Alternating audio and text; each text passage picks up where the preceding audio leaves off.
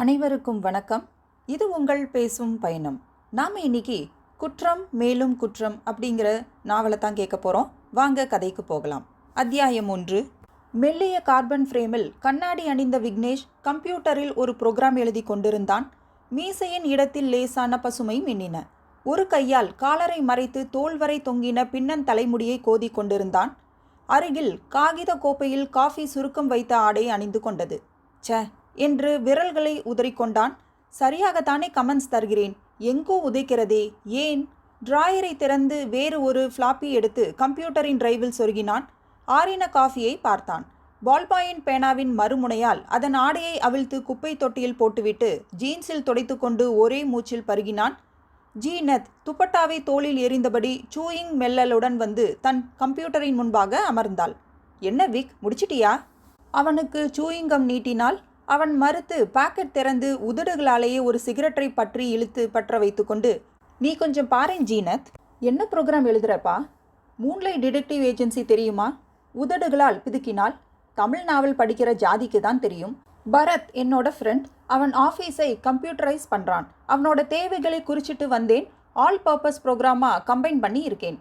நகரு என்று அவனுடைய உயர நாற்காலியில் ஜீனத் அமர்ந்து ஸ்க்ரீனில் அந்த ப்ரோக்ராமை செக் செய்ய துவங்க, விக்னேஷ் ஜன்னல் அருகே வந்து கயிறு இழுத்து வெனீஷியன் பிளைண்ட் பிளாஸ்டிக் தடுப்புகளை திறக்கச் செய்து கீழே மௌன இயக்கத்தில் இருந்த சென்னையை பார்த்தான். கதவை கொஞ்சம் திறந்ததும் மௌன சென்னை சத்த சென்னை ஆனது. புகையை வெளியே ஊதினான். இரவு மழையில் இருந்து நகரம் இன்னும் மூடு மாறாமல் இருந்தது. வானம் அவ்வப்போது கமறிக்கொண்டிருக்க கட்டிடங்களும் சாலைகளும் ஈரம் உலர அவகாசம் இல்லாமல் இயக்கத்தை துவங்கியிருந்தன. பாதை ஓரங்களில் ரெயின்கோட் வியாபாரிகள் முளைத்திருந்தார்கள். பஸ் ஸ்டாப்புகளில் 10ல் 4 பேரிடம் குடை இருந்தது. வேட்டிகளை மடித்து கட்டி கொண்டு நடந்தனர். ஒவ்வொரு பஸ் கடக்கும் போதும் சாலை தண்ணீரின் அபிஷேகத்திலிருந்து தப்பிக்க மக்கள் 4 அடி சைடில் தாவி கொண்டிருந்தார்கள். கிக் கிக் கிக் சத்தம் கேட்டதும் தன் பேண்ட் பாக்கெட்டில் வைத்திருந்த டிஜிட்டல் டைரியை எடுத்து திறந்து பார்த்தான். கால் யுவர் ஒய்ஃப் என்று இவனே பதிவு செய்து வைத்திருந்த குறிப்பை பொறுப்பாக அந்த டைரி நினைவு ஊட்டியது. சிகரெட்டை வெளியே சுண்டி அது ஒரு ஓட்டுச்சரிவில் தத்தி தத்தி ஒரு இடுக்கில் சிக்கியதை பார்த்துவிட்டு வந்து ஃபோனை எடுத்தான். கிளாரா, வீட்டுக்கு கால் போட்டு கொடு என்று வைத்தான். பரவாயில்லையே, வீட்டு ஞாபகம் எல்லாம் இருக்கே உனக்கு என்றாள் ஜீனத். மறந்துடக்கூடாதுன்னு டைரியில் போட்டு வச்சு ஞாபகப்படுத்த சொன்னேன். எத்தனாம் மாதம் இது? 9ஆம் மாதம். ரெகுலராக செக்கப் போகிறாங்களா? ஓஎஸ், நடந்து போகிற தூரத்தில் தான் ஹாஸ்பிட்டல். என்னை எதிர்பார்க்க மாட்டா. இன்னைக்கு செக்கப் போயிட்டு வந்திருப்பா, அதான் விசாரிக்கணும். யார் டாக்டர்? வேதவள்ளின்னு பேரு. Can you guess her age? கண்டிப்பாக 60க்கு மேலே தான். நோ 25. இந்த ஜென்ரேஷனில் வேதவள்ளியா? மை காட், ரொம்ப நல்லா பார்க்குறாங்க. ஸ்கேன் பண்ணியாச்சுல்ல? எஸ், பல தடவை ஹெட் பொசிஷன் பார்க்க பண்ணிட்டாங்க. என்ன பேபி, எங்களுக்கு சொல்ல வேண்டாம்னு சொல்லிட்டோம். ஏன் விக், எதுக்கு முன்கூட்டியே தெரிஞ்சுக்கணும்? எந்த குழந்தையா இருந்தால் என்ன, எங்களுக்கு முதல் குழந்தை. ஒரு சஸ்பென்ஸ் இருக்கிறதே த்ரில் தானே ஜீனத். நான் சர்புத்தேனை பெற்றுக்கிட்டப்போ 4ஆம் மாதமே பொறுமை இல்லாமல் கேட்டு தெரிஞ்சுக்கிட்டேன். என் ஒய்ஃபுக்கும் எனக்கும் ஒரு பந்தயம் இருக்குது. இதில் என்ன பந்தயம்? நான் பெண் குழந்தைன்னு சொல்கிறேன், அவள் ஆண் குழந்தை தான்னு சொல்கிறான். பெட் என்ன? நான் தோத்துட்டா 1 வாரத்துக்கு லீவ் போட்டுட்டு வீட்டில் சமைக்கணும். அவங்க தோத்துட்டா 1 வாரத்திற்கு அவள் புடவையே கட்டக்கூடாது. யூ நாட்டி. அப்படி இல்லை, என் பேண்ட் ஷர்ட்டையை போட்டுக்கணும். அந்த ட்ரெஸ்லேயே என்னோட சினிமா ஹோட்டலுக்கெல்லாம் வரணும். பேண்ட் சட்டை போட்டுக்கிட்டு வெளியே வர்றது என்ன பெரிய ஹிமாலய டாஸ்கா என்ன? அவள் வேற சொசைட்டி ஜீனத். சந்திக்கிறப்ப நீ அதிசயப்படுவ. கோபுரம் மஞ்சள் தூள் எல்லாம் இவளை மாறி பொண்ணுங்களுக்காக தான் தயாரிக்கிறாங்க. நீ தலைக்கு என்ன போட்டு குளிக்கிற? Clinic plus shampoo. அவள் வெண்சங்கு சீயக்காய் தூள். கிட்டே போனால் நெடியால் தும்மல் வரும். வெயிலில் நின்று உதறுன்னு உதறிட்டு இருப்பா. நோ லிப்ஸ்டிக், நோ ஸ்டிக்கர் போட்டு. விக், உன் ஒய்ஃபை பற்றி இத்தனை விவரமாக சொன்னதே இல்லையே. போன தலைமுறை மாதிரி ஒரு பெண்ணா? மீட் பண்ணியே ஆகணும். எப்போ வேணாலும் வா, உன்னை பற்றி சொல்லியிருக்கேன். அவளுக்கு முன்னாடி என்ன நீ வா போன்னு மட்டும் பேசிடாதே. ஏன்? அவளால் புரிஞ்சிக்க முடியாது. நீ போனதும் என்னை சந்தேகமாக கேள்வி கேட்பா. அப்படின்னா நான் வரவே இல்லைப்பா. டெலிஃபோன் ஒலித்தது. எடுத்து, ஹலோ சுதா, நான் தான். டாக்டர்கிட்ட போயிட்டு வந்தியா? இப்போ தான் வீட்டுக்குள்ளே நுழையிறேன். உங்கள் ஃபோன். என்ன சொன்னாங்க? எல்லாம் நார்மலாக இருக்காம். அந்த பச்சை மாத்திரை இல்லை, அதை இனிமேல் சாப்பிட வேண்டாம்னு சொன்னாங்க. பிளட் டெஸ்ட் செஞ்சாங்களா? ஆமாம். டெலிவரி தேதி சொன்னாங்களா? இன்னும் 20 நாள் ஆகுமாம். வீட்டில் வேலைக்காரியை வச்சுட்டு தானே போனேன். இல்லைங்க, அவன் இன்னைக்கு வேலைக்கே வரல. எல்லா வேலையும் நீ தான் பார்த்தியா? பரவாயில்லைங்க, அதனால் என்ன, துவைக்கிறது மட்டும்தான் பாக்கி இருக்கு. வேலைக்காரி வந்துடுவான்னு நினச்சி இன்னைக்கு பார்த்து 4 பேண்ட் 4 சட்டை துவக்க போட்டுட்டு வந்தேன் சுதா. அது ஒன்றும் அவசரம் இல்லை, எடுத்து ஹேங்கரில் மாட்டிடு, நாளைக்கு பார்த்துக்கலாம். பரவாயில்லைங்க, நானா துவைக்கிறேன், எல்லாத்துக்கும் தான் மெஷின் வாங்கி கொடுத்துருக்கீங்களே. மெஷினாக இருந்தாலும் அதில் நம்ம வேலையும் இருக்குல்ல. நான் சொல்கிறத கேளு, என் துணியை துவைக்க வேண்டாம். எனக்கு ஒன்றும் கஷ்டம் இல்லைன்னு சொல்கிறேன்ல, அதை விடுங்க. வேற வேலை எதுவும் எனக்கு இல்லையே. ஏன் இல்லை? நம்ம பொண்ணோட பேசிகிட்டு இருக்கிறது நல்லா உதைக்கிறாளா? ஆசைதான், உதைக்கிறது பையன்தான். பார்ப்போம், இன்னும் 20 நாள் தானே இருக்கு. ஒரு சுடிதார் கூட போடாத நீ, நைட்டி போடுறதுக்கே கூச்சப்படுற நீ, என் பேண்ட் சட்டையை போட்டுக்கிட்டு என்னோட வெளியில் வரப்போகிற கண்கொள்ளா காட்சிக்காக காத்துட்ருக்கேன் டியர். எது நடக்குதுன்னு பார்ப்போம். நீங்கள் இட்லிக்கு மாவு அரைக்கிறதையும், தோசை ஊற்றுறதையும், காய்கறி நறுக்கிறதையும், பாத்திரம் கழுவுறதையும் நான் தான் வேடிக்கை பார்க்க போகிறேன். பார்ப்போம் கண்ணா, வேற என்ன? ஒன்றுமில்ல, நேரத்தோடு வந்துடுவீங்கல்ல? ஏன்? ராத்திரிக்கு டிஃபனுக்கு தவளை வடை தட்டலாம்னு இருக்கேன், அதான் கேட்டேன். வந்துடுறேன். டாக்டர்கிட்ட போயிட்டு வந்ததை உங்கள் அம்மாவுக்கு ஃபோன் பண்ணி சொல்லிடு. அவங்க எப்போ வராங்களாம்? இன்னும் 1 வாரம் கழிச்சு. முடிஞ்சா இன்னும் முன்னாடியே டிக்கெட் வாங்க சொல்லு சுதா. சில சமயம் முன்கூட்டியே இடுப்பு வலி வரலாம். டாக்டர் கரெக்டாக சொல்லிட்டாங்க, 20 நாளைக்கு மேலே தான் ஆகுமா. சரி, வச்சிடட்டுமா? அவன் வைக்க காத்திருந்து ஜீனத் கேட்டாள். தலைப்பிரசவம் அம்மா வீட்டில் தானே பார்ப்பாங்க வழக்கமா? அந்த ஊரில் ஆஸ்பத்திரி வசதி பத்தாது, அதனால் அவங்கள இங்கே வர சொல்லிட்டேன் என்றான் விக்னேஷ். அத்தியாயம் 2. Government may fall but not we என்று அந்த மஞ்சள் பனியனில் பென்சிலால் எழுதப்பட்டிருந்தது. ஒவ்வொரு எழுத்தாய் ஃபேப்ரிக் பெயிண்ட் கொண்டு எழுத துவங்கியிருந்தாள். வேறு யார்? சுசீலா தான். அரை கதவை தள்ளி கொண்டு உள்ளே வந்தான் பரத். ஹாய், இது என்ன ஆஃபீஸ்னு நினச்சியா? என்னன்னு நினச்ச? உன்னை என்ன செய்ய சொன்னேன், நீ என்ன செஞ்சிட்ருக்க? சுசீலா தலையை நிமிர்த்தி அவனை பார்க்காமலேயே தன் காரியத்தில் மும்முரமாய் இருந்தபடி, என்ன செய்ய சொன்னீங்க பரத்? ரமன்லால் சேட் மேட்டருக்கு ஸ்டேட்மெண்ட் செக் செஞ்சு கொரியரில் அனுப்பி வைக்க சொன்னேன். செக் செஞ்சாச்சு, அனுப்பியாச்சு. அப்புறம் கேசவ் குப்தா மேட்டரில் போலீஸ் ஒப்பீனியன் என்னன்னு முருகேசன் மூலமாக விசாரித்து வைக்க சொன்னேன். விசாரிச்சாச்சு, குறிப்பு எழுதி உங்கள் மேஜையில் வச்சாச்சு. அப்புறம் நான் வந்த உடனே ஓடி வந்து கட்டிப்பிடிக்க சொன்னேன். காலையிலேயே ஐயாவுக்கு ரொமான்டிக் மூடா? ரொமான்ஸுக்கு டைம் கட்டுப்பாடு உண்டா சுசி? நேற்று ராத்திரி 1 மணி இருக்கும். ஃபோன் எடுத்தா சிங்கப்பூர்லேருந்து எமிலின்னு ஒருத்தி பேசுகிறா. டிவியில் என் பேட்டி பார்த்தாலாம், அதிலிருந்து ஒரே காய்ச்சலாம். குரோசின் சாப்பிட சொன்னீங்களா? உடம்புல எல்லா பக்கமும் தூக்கி தூக்கி போடுதான்னு கேட்டேன். என் ஃபோன் நம்பர் விசாரிக்கிறதுக்காக மட்டும் 7 ஃபோன் செஞ்சு கிட்டத்தட்ட 1000 ரூபா செலவு செஞ்சாலாம். செக் எடுத்து அனுப்ப சொல்கிறாளா? என் கிஸ் எடுத்து அனுப்பணுமாம். என்ன இது நான்சென்ஸ்? நிஜமாக தான். ஒரு லிப்ஸ்டிக் எடுத்து என் உதட்டில் தடவி ஒரு வெள்ளை பேப்பரில் பதிவு செஞ்சு அவளுக்கு கொரியரில் அனுப்பி வைக்கணுமாம். அவள் எடுத்து அதை உதட்டில் வச்சுக்கிறாளாம். ராத்திரி 1:30 மணிக்கு இந்த கன்றாவி கான்வர்சேஷனை நடத்திட்டு இருந்தீங்களா? என்னை என்ன செய்ய சொல்கிற? ஃபோனை கட் செய்ய மாட்டேங்கிறாளே. ஆள் கொஞ்சம் அம்சமாக இருந்தாலே தொல்லை தான். உங்களுக்கு மனசில் அஜித் இல்லை அப்பாஸ்னு நினைப்போ? சேச்சே, ரெண்டும் எலசு. நம்ம மனசில் பக்குவப்பட்ட அரவிந்த் சாமின்னு தான் நினைப்பு. இதை கூட நான் சொல்லலை, எமிலி தான் சொன்னான். அவளுக்கு என்ன வயசா? நீ இந்த கேள்வியை கேட்பேன்னு தெரிஞ்சிருந்தா விசாரிச்சிருப்பேனே. நோ ப்ராப்ளம், இன்றைக்கும் ஃபோன் பண்ணுறதா சொல்லியிருக்கா. அப்போ விசாரித்து வைக்கிறேன். உங்கள் டெலிஃபோன் லைனையே கட் பண்ணுறதுக்கு ஏற்பாடு செஞ்சிடுவேன், ஜாக்கிரதை. வழக்கமாக விஐபி லைனில் ஒட்டு கேட்கத்தான் ஏற்பாடு செய்வாங்க. பை த பை, எமிலிக்கு இன்னும் கல்யாணம் ஆகலையாம். எனக்கு இந்த தகவல் ரொம்ப முக்கியம். எனக்கு முக்கியமாச்சே. உங்களுக்கு என்ன முக்கியம்? கல்யாணம் ஆகாத பொண்ணுன்னு தெரிஞ்சா அந்த பொண்ணு மனசில் அனாவசியமான கனவுகள் கற்பனைகளை வளர விடாமல் பார்த்துக்க முடியும் இல்லையா?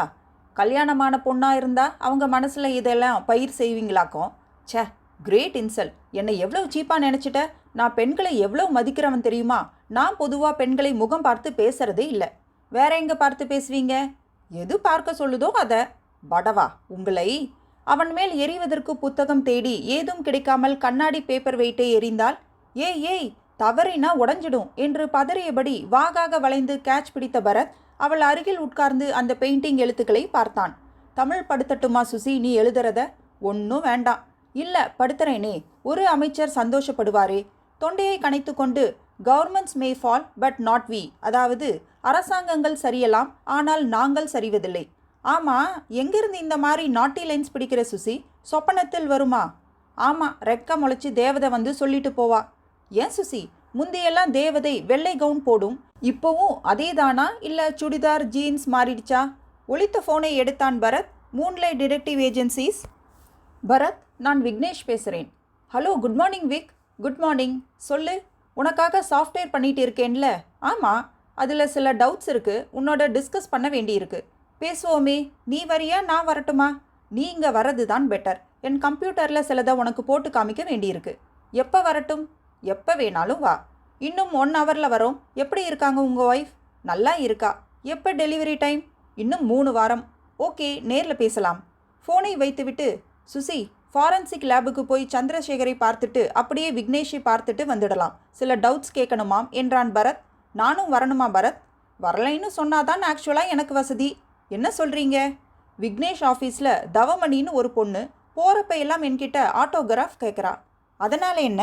எங்கே போடா சொல்கிறா தெரியுமா? உள்ளங்கையில் பால் பாயிண்ட் பேனாவோட குறுகுறுப்பில் அவன் நெளிஞ்சு சிரிக்கிறத நீ பார்க்கணுமே. ஒரு நாளைக்கு இதயத்தில் கையெழுத்து போடணுமாம். நானும் வரேன் பரத்.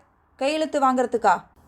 இந்த மாதிரி கையெழுத்து வேட்டையில் இறங்கின அப்புறம்தான் எனக்கு நம்ம பேர் 3 எழுத்தில் முடிஞ்சு போச்சேன்னு வருத்தப்படுறேன். ஏன்? அனந்த வெங்கட்ராம கிருஷ்ணமூர்த்தின்னு பேர் இருந்தால் ரொம்ப நேரம் கையெழுத்து போடலாம் இல்லை? பரத், இந்த மாதிரி கையெழுத்து போடுற வேலையெல்லாம் வச்சுக்கிட்டிங்கன்னா உங்களை வெளியில் அனுப்பாமல் எல்லா வேலையும் நானே பார்க்க ஆரம்பிச்சிடுவேன். நான் பண்ணுற சில வேலைகளை உன்னால் செய்ய முடியாதே. போதும், அந்த நாஸ்டிக் ஜோக்ஸ் எனக்கு வேண்டாம்.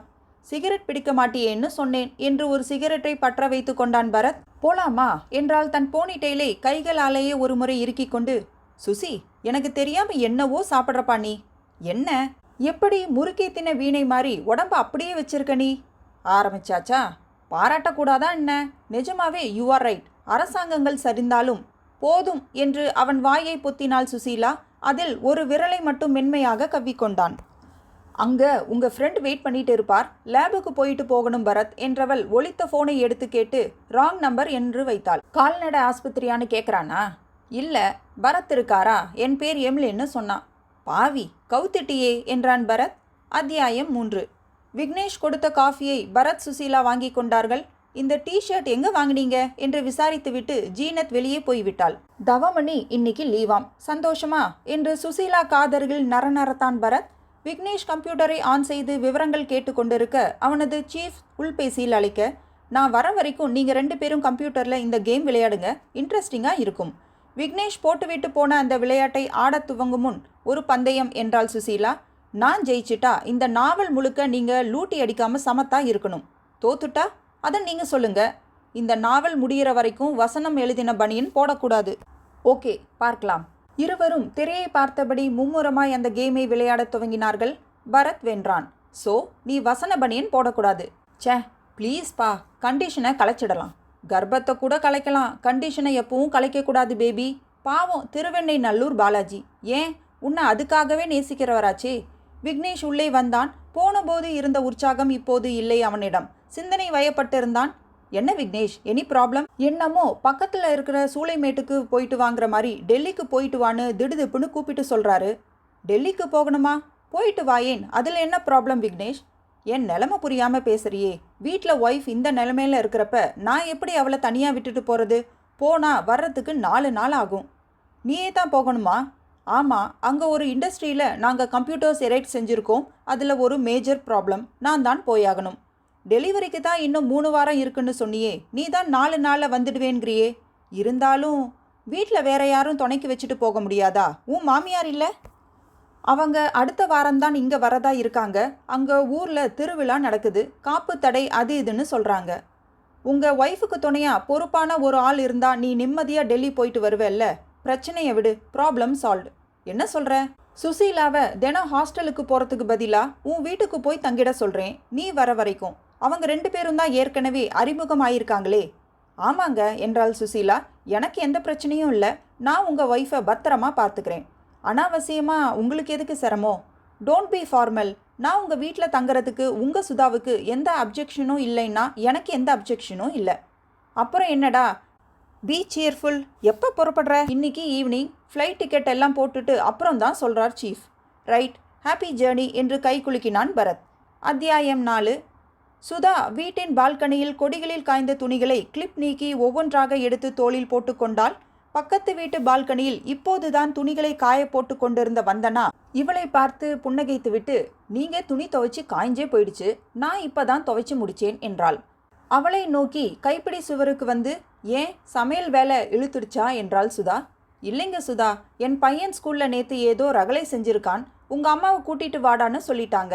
அவங்க மறந்திருப்பாங்க, போடான்னாலும் இவன் கேட்க மாட்டேங்கிறான். ஸ்கூல் வரைக்கும் போயிட்டு வந்தேன். என்ன ஆச்சு?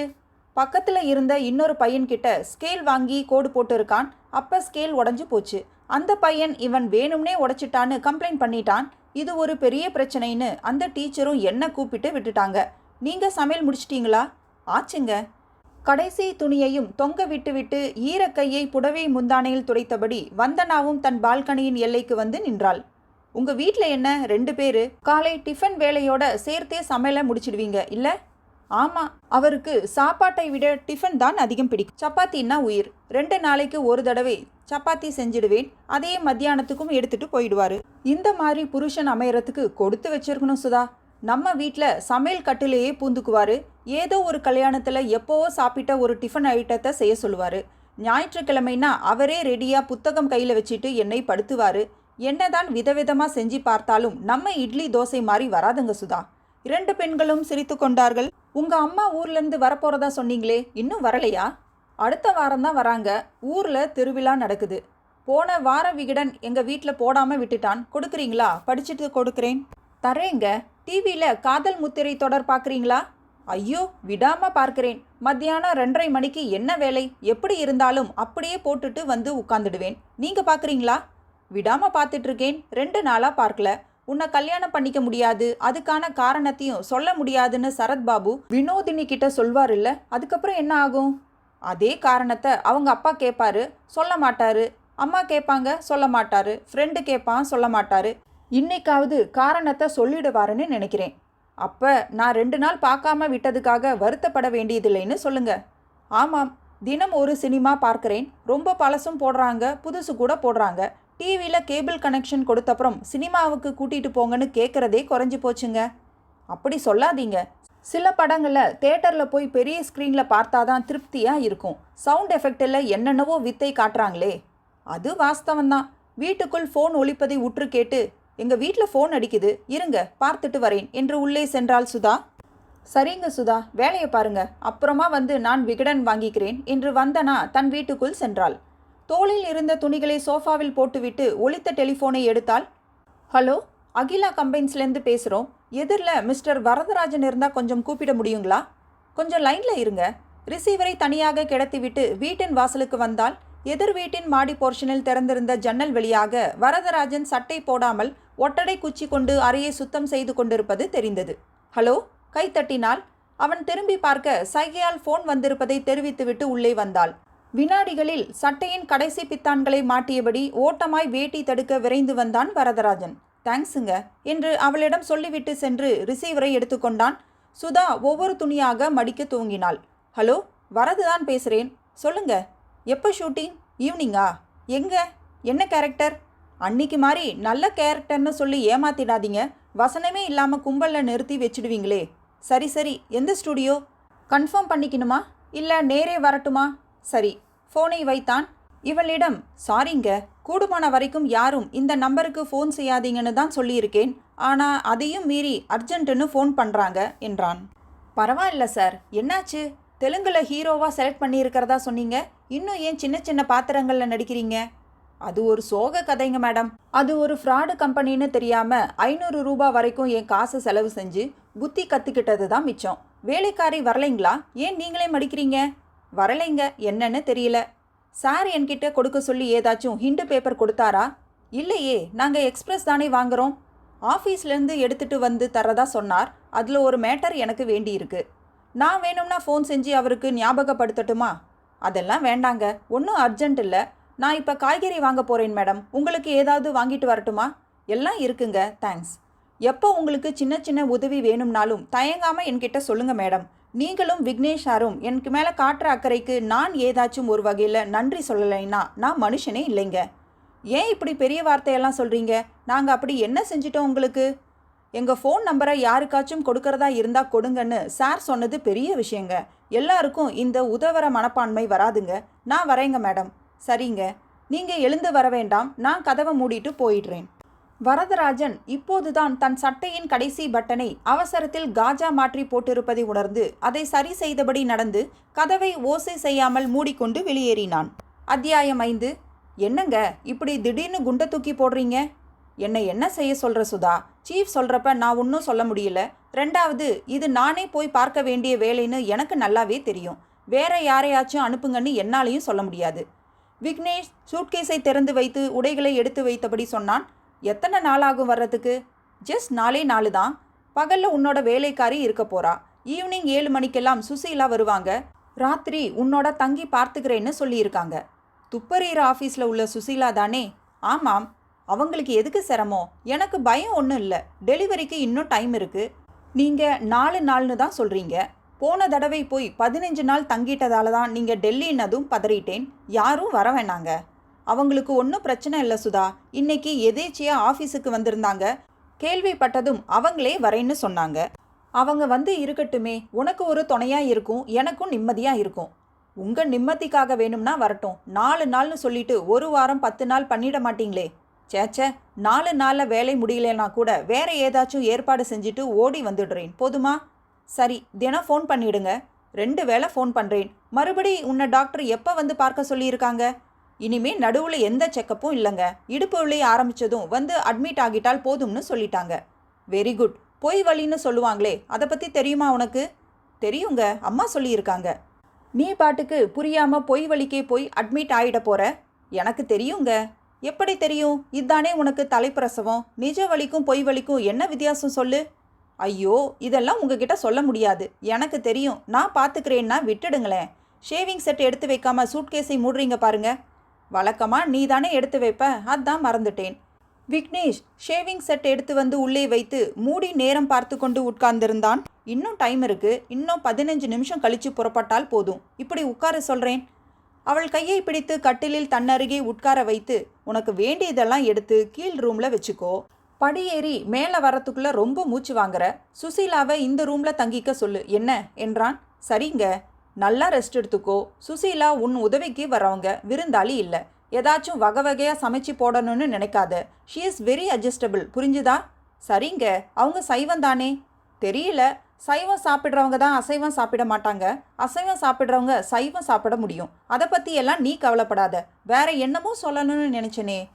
தன் கணவனின் முகத்தில் இந்த அக்கறையான தவிப்பை ரசித்து பார்த்தபடி இருந்த சுதா, ஏதாவது விட்டு போயிருந்தா டெல்லி போனதும் ஃபோன் செய்வீங்க இல்லை, அப்போ சொல்லுங்க என்றாள். ஆஃபீஸ்லேருந்து டிரைவரை நாளைக்கு வர சொல்லியிருக்கேன், வருவான். மாருதி சாவியை கொடு.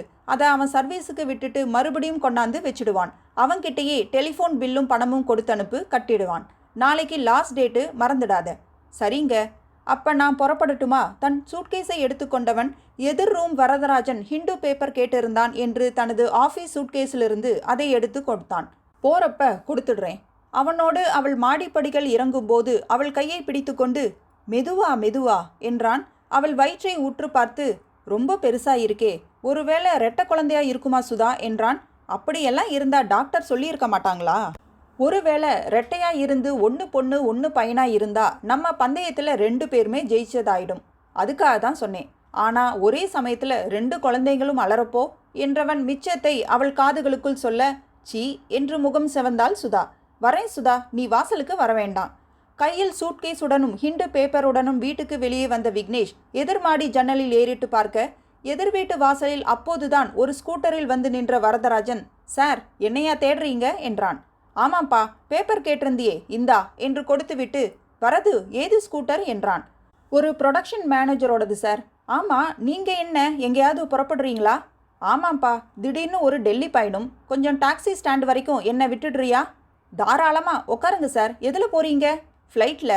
அப்படின்னா ஏர்போர்ட்லேயே விடுறேன். நான் இப்போ குரோம்பேட்டைக்கு தான் போகணும். ஏர்போர்ட் தாண்டி தான் போகிறேன். நல்லதா போச்சு. விக்னேஷ் அவன் ஸ்கூட்டரின் பின்புறம் அமர்ந்ததும் வரதராஜன் ஸ்டார்ட் செய்து புறப்பட்டான். எத்தனை நாள் சார் டெல்லியில்? 4 நாள் தான். திடீர்னு ஆஃபீஸ் வேலை வந்துடுச்சு. அங்கே இப்போ குளிர் ஜாஸ்தியாக இருக்குமே சார். ஸ்வெட்டர் எல்லாம் எடுத்துக்கிட்டீங்களா? புறப்படுற அவசரத்தில் சுத்தமாக மறந்துட்டேன்ப்பா. பரவாயில்ல விடு, அட்ஜஸ்ட் பண்ணிக்கலாம். நடுங்கி எடுத்துடும் சார். வண்டியை வீட்டுக்கு திருப்பட்டுமா? உங்களுக்கு ஃப்ளைட் டைம் இருக்கா? இல்லைப்பா, இப்போ போனால் தான் சரியாக இருக்கும். அப்போ ஒன்று செய்யுங்க, நீங்கள் ஒரு டாக்ஸியில் ஏர்போர்ட் போங்க. நான் உங்கள் வீட்டுக்கு போய் மேடத்துக்கிட்ட ஸ்வெட்டர் வாங்கிட்டு வரேன். ஃப்ளைட் புறப்படுறதுக்குள்ளே உங்களை சந்திக்க முடிஞ்சால் ஸ்வெட்டரை ஒப்படைக்கிறேன். உங்களை பார்க்க முடியாமல் போச்சுன்னா திரும்ப மேடத்துக்கிட்ட கொடுத்துடுறேன். என்ன சொல்கிறீங்க? எதுக்குப்பா உனக்கு சிரமம்? எனக்கு எந்த சிரமமும் இல்லை. அங்கே போய் கண்டிப்பாக நீங்கள் புதுசாக ஒன்று வாங்கத்தான் ஆகணும். வீட்டில் இருக்கிறத விட்டுட்டு எதுக்கு புதுசாக வாங்கணும்? வேஸ்ட்டு. மெட்ராஸில் உபயோகமே பட போகிறதில்ல. ஒரு டாக்ஸி அருகில் ஸ்கூட்டரை நிறுத்தி, நீங்கள் இறங்கி போங்க சார், ஒரு சான்ஸ் பார்க்கலாமே என்றான் வரதராஜன். விக்னேஷ் டாக்ஸியில் புறப்பட வரதராஜன் ஸ்கூட்டரை திருப்பிக் கொண்டு அதன் வேகத்தை அதிகரித்தான். அத்தியாயம் 6. காலிங் பெல்லை அழித்துவிட்டு காத்திருந்தார்கள் பரத், சுசீலா. சுசி, சுதா கிட்ட உன்னோட பந்தா எல்லாம் எதுவும் காட்டாதே. சிட்டியில் இன்னும் அவங்க பொல்யூட் ஆகாமல் இருக்காங்க. நான் பந்தா காட்டுறவளா? சில சமயம் உதாரணமா என்பதற்குள் கதவு திறந்து வாங்க என்றாள் சுதா. விக்னேஷ் புறப்பட்டாச்சா? இப்போதான் 2 நிமிஷம் கூட ஆயிருக்காது, உள்ளே வாங்க. அவன் புறப்படுறதுக்கு முன்னாடி வரணும்னு பார்த்தோம். வழியில் ஒரு சாலை மறியல், ஊர் சுற்றிட்டு வர வேண்டியதா போச்சு. அதனால் என்ன, பரவாயில்ல, நான் தனியாக இருந்துடுறேன்னு தான் சொன்னேன். அவர் தான் கேட்கலை. உட்காருங்க, காஃபி எடுத்துகிட்டு வரட்டுமா? நோ, உங்களுக்கு என்ன வேணும்னு சொல்லுங்க, நான் எடுத்துகிட்டு வரேன் என்ற சுசீலா தான் கொண்டு வந்த சிறிய லெதர் பேக்கை ஓரமாக வைத்துவிட்டு, எங்கே இருக்கு கிச்சன்? உங்களுக்கு சமைக்க தெரியுமா? அதிசயப்பட்டாள் சுதா. இது சும்மா அலட்டலுங்க. இந்த குளுக்கோஸ் பாக்கெட் இல்லைங்க, அதை தண்ணியில் போட்டு கலக்கி தருவா, அவ்வளவுதான் சமையல் புலமை என்றான் பரத். பரத், இது இன்சல்ட்டிங். நான் இப்போ போட்டு எடுத்துகிட்டு வரப்போகிற ஏலக்காய் டீயை சாப்பிட்டுட்டு நீங்களே பாராட்ட போறீங்களா இல்லையான்னு பாருங்க என்றவள் சுதாவிடம் திரும்பி, தெரியாதனமாக அவசரப்பட்டு சொல்லிட்டேன், பாலும் ஏலக்காயும் இருக்கு இல்லை என்றாள். இருக்குங்க என்றாள் சுதா சிரித்து. பரவாயில்ல, நானே போட்டுட்டு வரேன் நகர்ந்தாள். இல்லை மேடம், நீங்கள் வேணும்னா எது எங்கே இருக்குன்னு காமிங்க என்றாள் சுசீலா அவளோடு நடந்து. பரத் சோஃபாவில் சாய்ந்து அமர்ந்து கொண்டு டீப்பாயில் இருந்த ரிமோட் ஸ்டிக்கை எடுத்து டிவியை உயிர்ப்பித்து ஒவ்வொரு சேனலையும் 10 வினாடிகள் பார்த்து கொண்டிருக்க, எக்ஸ்கியூஸ் மீ, சுதா மேடம் இல்லை? திரும்பி பார்க்க பதட்டமாய் நின்றிருந்தான் வரதராஜன். குரல் கேட்டு வந்த சுதா, என்னங்க என்றால். சார் ஸ்வெட்டர் எடுக்க மறந்துட்டாரு, எடுத்து கொடுங்க, நான் ஏர்போர்ட்டில் கொண்டு போய் கொடுக்குறேன், அவர் டாக்ஸியில் போயிட்டு இருக்காரு, கொஞ்சம் இருங்க. சுதா ஸ்வெட்டர் எடுக்க அறைக்கு போக, நீங்கள் விக்னேஷ் ஆஃபீஸில் வேலை செய்கிறீங்களா என்றான் பரத். இல்லைங்க, எதிர் வீட்டு மாடியில் தங்கியிருக்கேன், சாருக்கு நல்ல பழக்கம். நீங்கள் தானே சார் பரத்? ஆமாம், ரொம்ப சந்தோஷம் சார், உங்களை பார்த்ததில். சுசிலா மேடம் வரலைங்களா? உள்ள டீ போட்டுட்டு இருக்காங்க. நக்கீரனில் எப்படி துப்பறிஞ்சோம்னு நீங்கள் ஒரு கட்டுரை தொடர் எழுதினீங்க இல்லை, அதை தொடர்ந்து படித்தேன் சார், பைண்ட் செஞ்சு கூட வச்சுருக்கேன். சுதா ஸ்வெட்டர் போட்ட ஒரு கேரி பேக்குடன் வர, அதை வாங்கி கொண்டு, சார் நீங்கள் இங்கே தானே இருப்பீங்க, நிறைய பேசணும் சார் உங்ககிட்ட, இப்போ வரேன் சார், நான் இப்போ புறப்படுவேன், சுசீலா இங்கே தான் இவங்களுக்கு துணையாக இருப்பாங்க, அவங்க கிட்ட பேசுங்க. சரி சார், வரேன் சார். வரதராஜன் போனதும் சுதா, ரொம்ப தங்கமான பையன், சினிமாவில் பெரிய நடிகன் ஆகணும்னு கனவு, சான்ஸுக்காக அழைச்சிட்டு இருக்கார் என்றாள். சுசீலா போட்டு வந்த டீயை ஒரு கப் குடித்துவிட்டு, எனக்கு கொடுத்ததோட நிறுத்திக்கோ, அவங்களுக்கு கொடுக்காதே என்றான் பரத். ஏன், வயிற்றுல இருக்கிற பாப்பாவுக்கு ஒரு மோசமான டீயை அறிமுகப்படுத்த வேணான்னு பார்த்தேன். சுதா சிரித்தாள். பரத் புறப்பட அவன் கார் வரை வந்தாள் சுசீலா. உதவிக்கு வந்திருக்க, நீ பாட்டுக்கு தூங்கிட்டு இருக்காத, நல்ல பொண்ணுன்னு பேர் வாங்கு. என்னமோ கல்யாணமாகி புருஷன் வீட்டுக்கு போகிற மாதிரி அட்வைஸ் மலையாக கொட்டுறீங்களே. பரத் இடுப்பு பெல்ட்டில் கிளிப் செய்திருந்த பேஜர் கீக் கீக் கீக் என்று பீப் சவுண்டு கொடுக்க எடுத்து அழுத்தி பார்க்க, I call you disconnected as wrong number, why Emily என்று செய்தி நகர்ந்தது. யார் பரத்? எல்லாம் உன்னாலதான் என்று மறுபடியும் அதே செய்தியை அவளுக்கு போட்டு காட்டினான் பரத். உங்கள் பேஜர் நம்பர் கொடுக்குற அளவுக்கு அவள் ரொம்ப முக்கியமா பரத்? என் பேஜர் நம்பர், செல்ஃபோன் நம்பர் எல்லாம் அவள் எப்படியோ தெரிஞ்சு வச்சிருக்கா சுசி, நம்மளை விட பெரிய டிடெக்டிவாக இருப்பா போல இருக்கு. மறுபடியும் அவள் ஃபோன் செஞ்சான்னா இதெல்லாம் எனக்கு பிடிக்காதுன்னு பொய் சொல்கிறியா? சுசீலா அவளை முறைத்து, அந்த எம்லி ஃபோன் நம்பர் கொடுங்க, நான் பேசுகிறேன். என் ரசிகையை நீ இன்சல்ட் செஞ்சிருவ, அதையும் அவள் என்கிட்ட தான் சொல்லுவா. உன் சார்பாக நான் மன்னிப்பு கேட்டு சமாதானப்படுத்தணும். அவளை சமாதானப்படுத்தணும்னா 2 ஜோக் சொல்லணும். உங்கள் ஜோக் என்னவோ செய்து பரத், ஹாங் அப்படின்னு அவள் பெருமூச்சு விடணும். தேவையா இதெல்லாம்? Good night Susi. காரை ஸ்டார்ட் செய்தான். இன்னைக்கு ராத்திரி உங்களுக்கு கெட்ட கெட்ட கனவா வரட்டும். கெட்ட கனவுன்னா நீ அதைத்தானே சொல்கிற? அப்படின்னா தேங்க்யூ ஃபார் யுவர் சாபம். கார் புறப்பட செல்லமாய் அதை உதைத்தாள் சுசீலா. அத்தியாயம் 7. உங்களுக்கு எப்போ தூக்கம் வருதோ அப்போ ஆட்டத்தை நிறுத்திக்கலாம் சுதா என்றாள் சுசீலா கேரம் போர்டில் அடுத்த காயை பாக்கெட் செய்துவிட்டு. மணி என்ன, 9 தானே ஆகுது, வழக்கமாக 10:30 மணிக்கு தான் தூங்க போவோம் என்றாள் சுதா எந்த காயை போடலாம் என்று யோசனை செய்தபடி. உங்களுக்கு என்ன ஹாபி? அப்படின்னா எனக்கு இங்கிலீஷ் அவ்வளவா வராதுங்க. இப்படி நேர்மையாக ஒத்துக்கிற வெளிப்படையான மனசு நிறைய பேருக்கு இல்லைங்க. உங்கள் பொழுதுபோக்கு என்னன்னு கேட்டேன். நேரம் கிடைச்சா நல்லா தூங்குவேன், டிவியில் தொடரெல்லாம் பார்ப்பேன், வீட்டு வேலையே சரியாக இருக்குங்க. யாராச்சும் ஒருத்தர் 10 நிமிஷத்துக்கு ஒரு தடவை பெல் அடிச்சிடுவாங்க. யாருன்னு பார்த்து பதில் சொல்கிறதுக்கே ஒரு நாளில் பாதி நேரம் சரியாக போயிடுதுங்க. வீட்டோட ஒரு வேலைக்காரி வச்சுக்கோங்களேன். எங்கே கிடைக்கிறாங்க? எத்தனை பேர்கிட்ட சொல்லி வச்சு எனக்கு வேலைக்காரி அமைஞ்சா தெரியுமா? நினச்சா வர்றா, நினச்சா லீவ் போடுறா. ஆனால் ஏன் வரலைன்னு நாம் கேட்கக்கூடாது. கேட்டால் 4 நாளைக்கு வரமாட்டா. அது சரி, நீங்களும் பரத்தும் இன்னும் எத்தனை நாளைக்கு இப்படியே காதலிச்சிட்டு இருக்க போறீங்க? கல்யாணம் பண்ணிக்கணும்னு தான் ஆசையாக இருக்குது. என்ன பிரச்சனை? அவர் மனசு வைக்கணுமே. யாரு? 25 கெனால் பேங்க் ரோடு, அடையாறு, சென்னையில் இருக்காரே கண்ணாடி போட்ட ஒருத்தர், அவர். ஆமாம், உங்கள் 2 பேருக்குள்ள முதல்ல எப்படி காதல் ஏற்பட்டுச்சு நான் தெரிஞ்சுக்கலாமா? நான் அவருக்கு சொந்தக்கார பொண்ணு தாங்க. அப்போ நான் படித்து முடிச்சுட்டு வேலைக்கு முயற்சி பண்ணிட்டு இருந்தேன். அவர் மெட்ராஸில் அவர் பாட்டியோட ஒரு அப்பார்ட்மெண்ட்டில் இருந்தார். நான் மெட்ராஸில் இன்டர்வியூக்காக வரப்போ அந்த வீட்டில் தான் தங்குவேன். அப்போ அவருக்கு சட்டம் படித்து முடிச்சுட்டு சரியான வாய்ப்புகள் இல்லாத நேரம். நான் செமத்தியாக அவரை கிண்டல் பண்ணுவேன். நான் நாகரிகமாக ட்ரெஸ் பண்ணிக்கிறதையும் அலங்காரம் பண்ணிக்கிறதையும் அவர் கிண்டல் பண்ணுவார். இப்படி சும்மா நாங்கள் உரசிக்குவோம், உஷ்ணமாக திட்டிக்குவோம். எப்படி எப்போ 2 பேருக்குமே ஒரு பிரியம் ஏற்பட்டுச்சுன்னு தெரியல. அப்படியே காதல் வந்துடுச்சு. அவர் தனியாக டிடெக்டிவ் ஏஜென்சி ஆரம்பித்தப்ப என்னை உதவிக்கு சேர்த்துக்கிட்டார். பாட்டி செத்து போனதால் அவர் தனியாக இருக்கார். நான் லேடிஸ் ஹாஸ்டலில் இருக்கேன். இதாங்க எங்கள் முன்கதை சுருக்கம். போதுமா என்றாள் சுசீலா. ஃபோன் ஒலிக்க எழப்போன சுதாவை தடுத்து, நான் பார்க்குறேன், நீங்கள் இருங்க. சுசீலா சென்று எடுத்தால், ஹலோ, யாருங்க? அங்கே சுசீலா இருக்காங்களா? சுசீலா தான் பேசுகிறேன். நீங்கள் யாரு? என் பேர் அருள் பாண்டியன். அசோக் லேலாண்டில் ஃபிட்டராக வேலை பார்க்குறேன். மிஸ்டர் பரத்தோட கார் ஒரு சின்ன ஆக்சிடெண்ட்டில் மாட்டிச்சு. அவருக்கு லேசான அடிதான். ஐயோ, என்ன சொல்கிறீங்க? பதறாதீங்க மேடம், சுயநினைவோட தான் இருக்காரு. அவர் தான் இந்த நம்பர் கொடுத்து உங்களுக்கு தகவல் கொடுக்க சொன்னார். நான் தான் அவரை இந்த ஆஸ்பத்திரியில் சேர்த்தேங்க. எந்த ஆஸ்பத்திரியிலேருந்து பேசுகிறீங்க? ரம்யா பிரியா நர்சிங் ஹோம்னு பேருங்க. அசோக் பில்லர்லேருந்து வடபழனி போகிற 100 ஃபீட் ரோட்டில் லெஃப்ட் சைடு இருக்குங்க மேடம். யாருக்கும் நீங்கள் துணையாக இருக்கீங்களாமே. அவங்களுக்கு இப்போ உங்கள் உதவி தேவைப்பட்டா உங்களை அங்கேயே இருக்க சொன்னார் மேடம். இல்லைன்னா புறப்பட்டு வர சொன்னார். நாளைக்கு மத்தியானமே டிஸ்சார்ஜ் ஆகிடுவார்னு சொல்ல சொன்னார். நான் அவருக்கு ஏதாவது தகவல் தரணுமா மேடம்? நான் இப்போ அங்கே வந்துட்டே இருக்கேன்னு சொல்லுங்க. ரூம் நம்பர் என்ன? சின்ன ஆஸ்பத்திரி தாங்க இது. ரூம்னு தனியாக இல்லை, ஒரே ஹால் தான். பக்கத்தில் இந்த ஆஸ்பத்திரி தான் இருந்தது. அப்போ நான் வச்சிடட்டுமா மேடம்? சரிங்க, ரொம்ப தேங்க்ஸ். வைத்து விட்டு சுதாவிடம் அந்த அதிர்ச்சியான செய்தியை சொல்ல வேண்டுமா என்று யோசித்தாள். என்னாச்சுங்க? யாரு? பரத் தான் பேசுகிறார். ஏதோ ஆஸ்பத்திரின்னு கேட்டீங்க. ஒரு கேஸ் சம்பந்தமாக இதே ஏரியாவில் ஒரு ஆஸ்பத்திரியிலேருந்து அர்ஜென்ட்டாக ஒரு தகவல் அவருக்கு வேணுமா? நான் இங்கே வேலை எதுவும் இல்லாமல் இருந்தால் போய் தெரிஞ்சுட்டு வர சொன்னார். நான் போயிட்டு சீக்கிரமாக வரட்டுமா சுதா? சரிங்க, கார் எடுத்துகிட்டு போகிறீங்களா? சாவி கொடுங்க. ரொம்ப தேங்க்ஸ். சுசீலா அடுத்த நிமிடத்தில் விக்னேஷின் காரில் அசோக் நகருக்கு விரைந்தாள். அத்தியாயம் 8. காலிங் பெல் அடித்தது. சுதா இடுப்பில் கை வைத்தபடி மெதுவாக எழுந்தாள். கதவுக்கு வந்து திறந்தாள். அடுத்த வினாடி ஒரு கை அவள் முகத்தில் பதிந்தது. அந்த கையில் ஒரு கர்ச்சீப் இருந்தது. அதில் தெளிக்கப்பட்டிருந்த ஈதரை முகர்ந்ததில் சுதா மயக்கத்தில் ஆழ்ந்து சரிந்தாள். அத்தியாயம் 9. ரம்யா பிரியா நர்சிங் ஹோமா என்று வியப்புடன் பார்த்தான் அந்த ஆட்டோ டிரைவர். அப்படி ஒரு ஆஸ்பத்திரி இருக்கிறதா தெரியலையே. சரி, பக்கத்தில் ஏதாச்சும் மெடிக்கல்ஸ் இருக்கா என்றாள் சுசீலா. முதல் கியரை போட்டுக்கொண்டு, அதோ பாருங்க என்று காட்டப்பட்ட மருந்து கடைக்கு வந்தாள். இங்க ரம்யா பிரியா நர்சிங் ஹோம் எங்க இருக்கு சார்? அப்படி எதுவும் இங்கே இல்லையே. அந்த பேர் தானே சொன்னாங்க. எங்களுக்கு தெரியாதா? அப்படி எதுவும் இல்லைங்க. எக்ஸ்கியூஸ் மீ, உங்கள் ஃபோனை யூஸ் பண்ணிக்கலாமா? கடையை மூட போகிறோம் மேடம், சீக்கிரம் பேசி முடிங்க.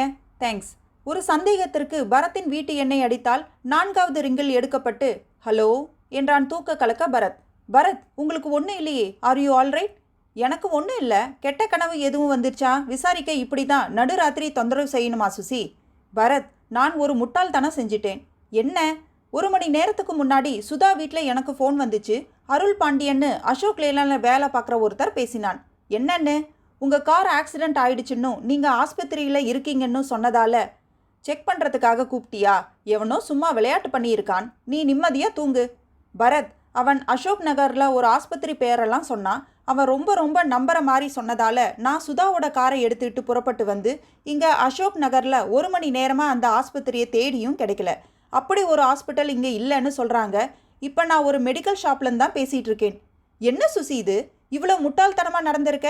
உடனே எனக்கு ஃபோன் செஞ்சு தகவல் உண்மையான தெரிஞ்சிக்க உனக்கு தோணலையா? நீங்கள் தான் நம்பர் கொடுத்து தகவல் சொன்னதா ரொம்ப நம்புற மாதிரி அவன் சொன்னான் பரத்.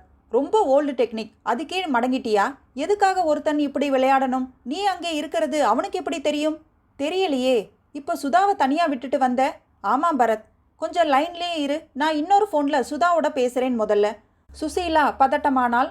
பரத் மற்றொரு போனில் முயற்சி செய்யும் டெலிஃபோனில் ஒலி கேட்டது. சில வினாடிகளில், என்ன சுசி இது, ரிங் போது யாரும் எடுக்கல? ஒருவேளை அசந்து தூங்கி இருக்கலாம் பரத். எனக்கெனவோ தப்பாய்ப்படுது. இந்த நேரத்தில் எவனோ பொய்யா நாடகமாடி உன்னை அந்த வீட்டை விட்டு கிளப்பி இருக்கான்னா அந்த வீட்டில் திருட்டு கிருட்டு யாராச்சும் ட்ரை பண்ணுறாங்களோ? எனக்கு சந்தேகமாக இருக்கு. நான் உடனே புறப்பட்டு சுதா வீட்டுக்கு வரேன், நீயும் வந்துட்டு பேசிக்கலாம். சரி பரத் என்று ஃபோனை வைத்தாள். அத்தியாயம் 10. முதலில் வந்து சேர்ந்தது பரத். காலிங் பெல் அழித்துவிட்டு காத்திருந்தான். நியாயமான நேர இடைவெளிக்கு பிறகு மீண்டும் பெல் அடித்தான். வளையலின் சினுங்களோ புடவையின் சரசரப்போ கேட்காததால் குழம்பினான். கதவின் கைப்பிடியில் கை வைத்து அழுத்தி பார்க்க உள்ளே தாளிடப்படாததால் திறந்து கொண்டது. உள்ளே வந்து, மேடம், சுதா மேடம் என்றான். பதில் இல்லை.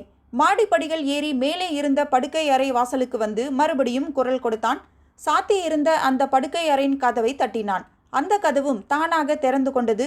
உள்ளே நுழைந்த பரத் பார்த்த காட்சியால் பாதிக்கப்பட்டு சட்டென்று ஓரடி பின்னால் நகர்ந்தான்.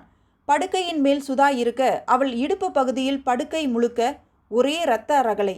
ஓடிப்போய் சுவாசம் செக் செய்தான். மூச்சிருந்தது. ஃபோனை எடுத்தான் பரத். அத்தியாயம் 11. அந்த பெரிய ஹாஸ்பிட்டலின் எமர்ஜென்சி பிரிவில் அந்த ஆபரேஷன் தியேட்டருக்கு வெளியே பரத், சுசீலா பதைப்புடன் காத்திருந்தார்கள். என்ன நடந்திருக்குன்னு நினைக்கிறீங்க பரத் என்றாள் சுசீலா. என்னால் எதுவும் யூகிக்க முடியல. என்னவோ ஒரு சம்பவம் நடந்திருக்கு. அதில் வயிற்றுல இருக்கிற குழந்தை பாதிக்கப்பட்டிருக்கு. படுக்கை பூரா எவ்வளவு ரத்தம். வலி வந்து பிரசவமாகி இருக்குமோ தெரியலை. அப்படின்னா குழந்தை எங்க? ஏன் எல்லா கதவும் திறந்து இருந்துச்சு? ஒரே குழப்பமா இருக்கு. டாக்டர் வெளியில வந்து விவரம் சொன்னா தான் புரியும். எனக்கு ரொம்ப கில்ட்டியா இருக்கு பரத். எவ்வளவு சிம்பிளா ஏமாந்துட்டேன். அது முடிஞ்சு போன விஷயம். இனிமே செய்ய வேண்டியதை பத்தி யோசிக்கலாம். டெல்லியில் இருக்கிற விக்னேஷுக்கு எப்படி தகவல் கொடுக்கறது பரத்? நிலைமை என்னன்னு நமக்கே புரியாத சமயத்துல கதவு திறந்து டாக்டர் வெளியே வந்ததால் பரத் பேச்சை நிறுத்தி எழுந்து கொண்டான். கம் டு மை ரூம் என்று டாக்டர் நடக்க இருவரும் தொடர்ந்தார்கள். தனியறைக்கு வந்ததும் ஒரு கொட்டாவி விட்டபடி தன் சுழல் நாற்காலியில் அமர்ந்த doctor, something strange mister Bharath என்றார். என்ன டாக்டர்? பேஷண்ட்டை நீங்கள் கொண்டு வந்த கண்டிஷனை பார்த்தப்போ ஏதோ கார் ஆக்சிடென்ட் ஆகி ஓவர் ப்ளீடிங் தான் நினச்சேன். அப்படி இல்லை, அவங்களுக்கு அறகுறையா ஒரு சிசேரியன் ஆப்ரேஷன் நடந்திருக்கு. வாட் என்று அதிர்ந்தான் Bharath. Yes, there is no baby inside. ஆஸ்பத்திரியில் குழந்தை திருடப்படுறதை பற்றி கேள்விப்பட்டிருக்கோம். நூதனமாக கர்ப்பப்பையில் இருக்கிற குழந்தையை திருடி இருக்காங்க. ஆனால் சரியாக க்ளீன் பண்ணலை, சரியாக தையல் போடலை. இந்த அவசர ஆப்ரேஷன் செஞ்ச டாக்டர் ஒரு அறவைக்கடாக இருக்கணும். ஓ மை காட் என்று நெற்றியை பிடித்து கொண்டாள் சுசீலா. நீங்கள் சொல்கிறதெல்லாம் கனவு மாதிரி இருக்குது டாக்டர். என்னால் எதையும் நம்ப முடியல. ஆனால் அதுதான் நடந்திருக்கு. This is a criminal case. Area police ஸ்டேஷனில் ஒரு கேஸ் ஃபைல் பண்ணுறதுக்கான ஏற்பாட்டை செஞ்சுருங்க. சுதாவுக்கு நீங்கள் என்ன ட்ரீட்மெண்ட் கொடுத்துருக்கீங்க? அவங்களுக்கு ஒன்றும் இல்லை, மயக்கத்தில் தான் இருக்காங்க. நான் அறகுறை தையலை எடுத்துட்டு சுத்தமாக க்ளீன் பண்ணி புதுசாக தையல் போட்டிருக்கேன். பிளட் ஏற்ற சொல்லியிருக்கேன். ஒரு சிசேரியன் செய்யப்பட்ட பேஷண்ட்டுக்கு உள்ள ட்ரீட்மெண்ட் தான். அவங்க ஒரு 10 நாளைக்கு இங்கே இருந்தாகணும். ஆக்சுவலாக அவங்க டெலிவரி டேட் தெரியுமா? இன்னும் 20 நாள் இருக்கிறதா சொன்னாங்க. Then it is okay. அந்த குழந்தை கொஞ்சம் ப்ரீ மெச்சூர் பேபி. உயிரோட திருடி இருக்காங்க. கொடுமை.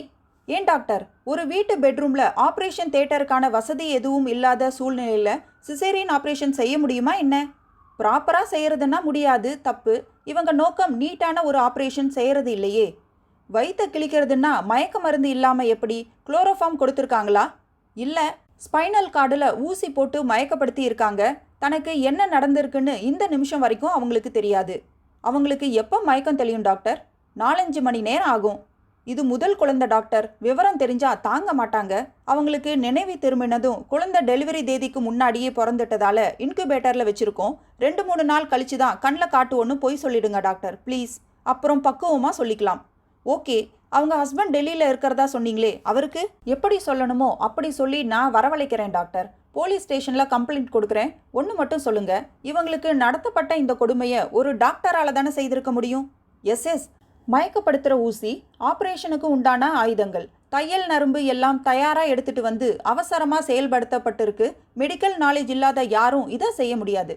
கிட்னி திருட்டு மாதிரி இப்படி புதுசாக ஒன்று ஆரம்பிச்சிருக்கு போல.